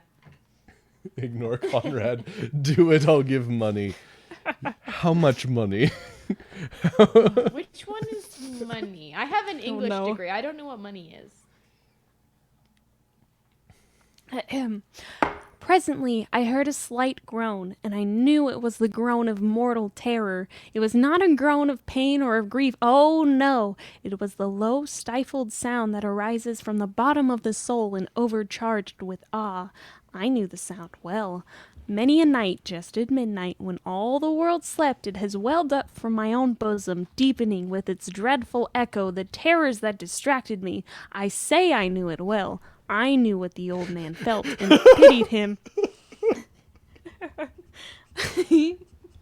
Oh no. I lost my thought. Fuck. Although I had chuckled at heart, I knew that he had been lying awake ever since the first slight noise when he had turned in the bed. His fears had been ever since growing upon him. He had been trying to fancy them causeless, but could not. Awake ever since the first slight nope. He had been saying to himself, "It is nothing but the wind in the chimney. It is only a mouse crossing the floor, or it is merely a cricket which has made a single chirp." Yes, he had been trying to comfort himself with those suppositions, but he had found all in vain, because death in approaching him had stalked him with his black shadow before him and enveloped the victim, and it was the mournful influence of the unperceived shadow that caused him to feel, although he neither saw nor heard, to feel the presence of my head within the room. When I had waited a long time very patiently without hearing him lie down, I resolved to open a very, very little crevice in the lantern. So I opened it. You cannot imagine how stealthily, until at length a single dim ray, like the thread of a spider, shot from the crevice and fell full upon the vulture eye. It was open, wide open, and I grew furious as I gazed upon it. I saw it with perfect distinctness, all a dull blue with a hideous veil over it that chilled the very marrow in my bones. But I could see nothing else of the old man's face or person, for I had directed the ray as if by instinct precisely upon the damned spot. And have I not told you that what you mistake for madness is but over-acuteness of the sense? Now I say there came to my ears a low, dull, quick sound, such as a watch makes when enveloped in cotton. I knew that sound well, too. It was the beating of the old man's heart. It increased my fury as the beating of a drum stimulates the soldier into courage. But even yet I refrained and kept still. I scarcely breathed. I held the lantern motionless. I tried how steadily I could maintain the ray upon the eye. Meanwhile, the hellish tattoo of the heart increased. It grew quicker and quicker and louder every instant. The old man's terror must have been extreme. I feel like it's starting to slip a little bit, and I'm going to go higher pitched again. It grew louder, I say, louder every moment. Do you mark me well how I have told you that I am nervous? So I am. And now at the dead hour of the night, amid the dreadful silence of that house, so strange a noise as this excited me to uncontrollable terror. Yet for some minutes longer I refrained and stood still, but the beating grew louder, louder. I thought the heart must burst, and now a new anxiety seized me. The sound would be heard by a neighbor. The old man's hour had come. With a loud yell, I threw open the lantern and leaped into the room. He shrieked once only. In an instant, I dragged him to the floor and pulled the heavy bed over him. I then smiled gaily to find the deed so far done. But for many minutes the heart beat on with a muffled sound. This, however, did not vex me. It would not be heard through the wall. At length it ceased. The old man was dead. I removed the bed and examined the corpse. Yes, he was stone dead. I placed my hand upon the heart and held it there many minutes. There was no pulsation. He was stone dead. His eye would trouble me no more. If you still think me mad, you will think so no longer when I describe the wise precautions I took for the concealment of the body. Ugh. The night waned, and I worked hastily, but in silence. First of all, I dismembered the corpse. I cut off the head, and the arms, and the legs. I then took up 3 planks from the flooring of the chamber and deposited all between the scantlings. I then replaced the boards so cleverly, so cunningly, that no human eye, not even his, could have detected anything wrong. There was nothing to wash out, no stain of any kind, no blood spot, any whatever. I had been too wary for that. A tub could have caught all. Ha! Ha! When I had made an end of these labors, it was 4 o'clock, still dark as midnight. As the bell sounded the hour, there came a knocking at the street door. I went down to open it with a light heart, for what had I now to fear? There entered 3 men, who introduced themselves with perfect suavity as officers of the police. A shriek had been heard by a neighbor during the night. Suspicion of foul play had been aroused. Information had been lodged at the police office, and they, the officers, had been deputed to search the premises. I smiled, for what had I to fear? I bade the gentleman welcome. The shriek, I said, was my own in a dream. The old man I mentioned was absent in the country. I took my visitors all over the house. I bade them search well. I led them at length to his chamber. I showed them his treasures, secure, undisturbed. In the enthusiasm of my confidence, I brought chairs into the room and desired them here to rest from their fatigues, while I myself, in the wild audacity of my perfect triumph, placed my own seat upon the very spot beneath which reposed the corpse of the victim. The officers were satisfied.